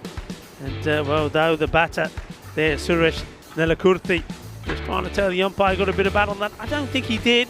Well, that was a rare one. But Andrew Reyes, he was the last hope, really. He came out there and knew that he was the one that had to make things happen. Shubham Jut's in there. They're part of the European Cricket Network crew doing a little bit of fielding there. And how was that? Yeah, that's out. It was out, and it was the first baller for Richard Cunningham. This was another, you see, a wicket there towards the end from somebody who's been bowling well in this series. And we're going to see a lot more of Kabir Mirpuri as well. And that was it. It's a comfortable victory by 29 runs by the Sloggers in the end in this one, doing it comfortably. So the Pirates, well, they did run away with the treasure in the first match, but not this time around. We have a look at the scorecard as we do. Just going to say, well, if you are leaving us, well, remember we are back tomorrow with the Sloggers are back in action tomorrow against the Entertainers. If you want to stick around, remember we got the daily highlights coming up for you as well. But look, Andrew Ray is the only man to make a contribution in that one. None of the others were able to get going. There's going to be disappointment for the Pirates there, because they're a team that we know that, well, when they're on fire, they can certainly smash the ball to all parts of the ground. It wasn't to be this time around. Matthew Hancock, well bowled young man, 3 wickets, only conceding 10 runs, and also good bowling there once again from Mirpuri as well. As we have a look at the match summary, a comfortable victory for the Sloggers. So they did bounce back well, and once again, as they did the first time, these two teammates, the even Stevens, they have shared the spoils again. And well, that just leaves us to focus on what we've got coming tomorrow. As I said, we do see the Sloggers back in action, and they'll be happy that they were able to pick up that victory in that one. And there's 2 teams, so the Sloggers and also the Entertainers we'll see returning tomorrow. 2 teams that last time we saw them that they have had victories under their belt. Good news is that we defy the odds. The forecast told us it's going to be raining all through the night. It was supposed to be raining now. It's heavy rain as well. And it did when we got here. We thought, well, the forecast said it's going to rain, and it was raining. We had some spectacular views. We saw some rainbows, but we were sad. We thought it's not going to happen. But you know what? Forecast is only a forecast. A good friend of mine, and Ron Graham, always used to tell me that, the tournament referee, whenever we were going to an event, we had a look, it's raining. Sad face, he said, don't, it's only a forecast. And, well, the gods were on our sides in the end. The rain did stop, and though the first match was rain affected, 7 over side, we got the match in, which the Pirates won, and then the second match not affected by the rain anyway. The wind, well, yeah, I think it caused a few problems for the bowlers, but we got a match in, we got both matches in. So that's great news. Matches tomorrow coming up as well, 2 more matches. Really an opportunity for me to say thank you to everybody here at the ground. Thank you to the Federation of Gibraltar Cricket for putting on this spectacular show. What else can I call it? Absolutely great ground this is at this Europa Point. It's a beautiful cricket ground in Gibraltar. A big thank you to, of course, the The umpires, I think, it's difficult for the players to be out there, but the umpires have been absolutely sensational today. Thank you to Jeremy Perez, also to Sunil Chandarani, and also Sebastian Maynard. Of course, been really well led by Stefan Gooch, the tournament referee as well, and to our ECN crew working behind the scenes, working hard all the time. Mars Bhai, Shubh Navjot Singh, Manav, and also Jai Singh. And of course, how can I not mention Spring Productions as well, the guys that are doing all the work here, making the cricket that we see out there look magical on the screens for you. I hope you appreciate the work that the likes of Andris puts in out here. Andris, the production manager, doing a great job, and he's got the likes of a good crew here that do a great job. Richards is there as well, and also Ramon as well. Great work from them. And SI in Mumbai, Rahul, Omkar and Jawad, guys, you do a great job. It's 4 o'clock in the morning where you are now, so you've done a good stint to get a nice rest and join us here tomorrow. So teamwork all around, but here on the field, but two teams will be happy because the shares have been spoiled. Well played for Pirates in the first one, but the Sloggers came back well as well. I can hear the tune playing in the background. The European Cricket Network song, European Cricket song, is ready to play, and the highlights of the day. It just leaves me to give you all un abrazo muy fuerte. Mil besos. Esta mañana, mi familia. See you all tomorrow, my family. Have a good night. Be safe. Be happy. European cricketers, time to cheer and show the world what you got. Another one, that's the big one. That's gone all the way over into the clubhouse and ordering a pint at the bar. Hundreds of clubs all over Europe are coming together today. Thousands of cricketers want to be stars, show their talents when they play. We've got commentary, action-packed cricket frenzy. You're hooked, you can't deny. Worldwide audience watching to see which team will lift the cup up high. Oh, cricketers, European cricketers, share your passion for riding flag with the world. Cricketers, European cricketers, time to cheer and show the world what you got. La la la la la la. There we go. She sent that pack in but the shaka. 6 more. Oh, cricketers, European cricketers, share your passion for riding flag with the world. Cricketers, European cricketers, time to cheer and show the world what you got. Time to cheer and show the world what you got. Time to cheer and show the world what you Mentioned got. turbo earlier, that's supercharged. 6 runs, that's gone into orbit. It's another Kookaburra ball that's going to be circling our planet for years to come.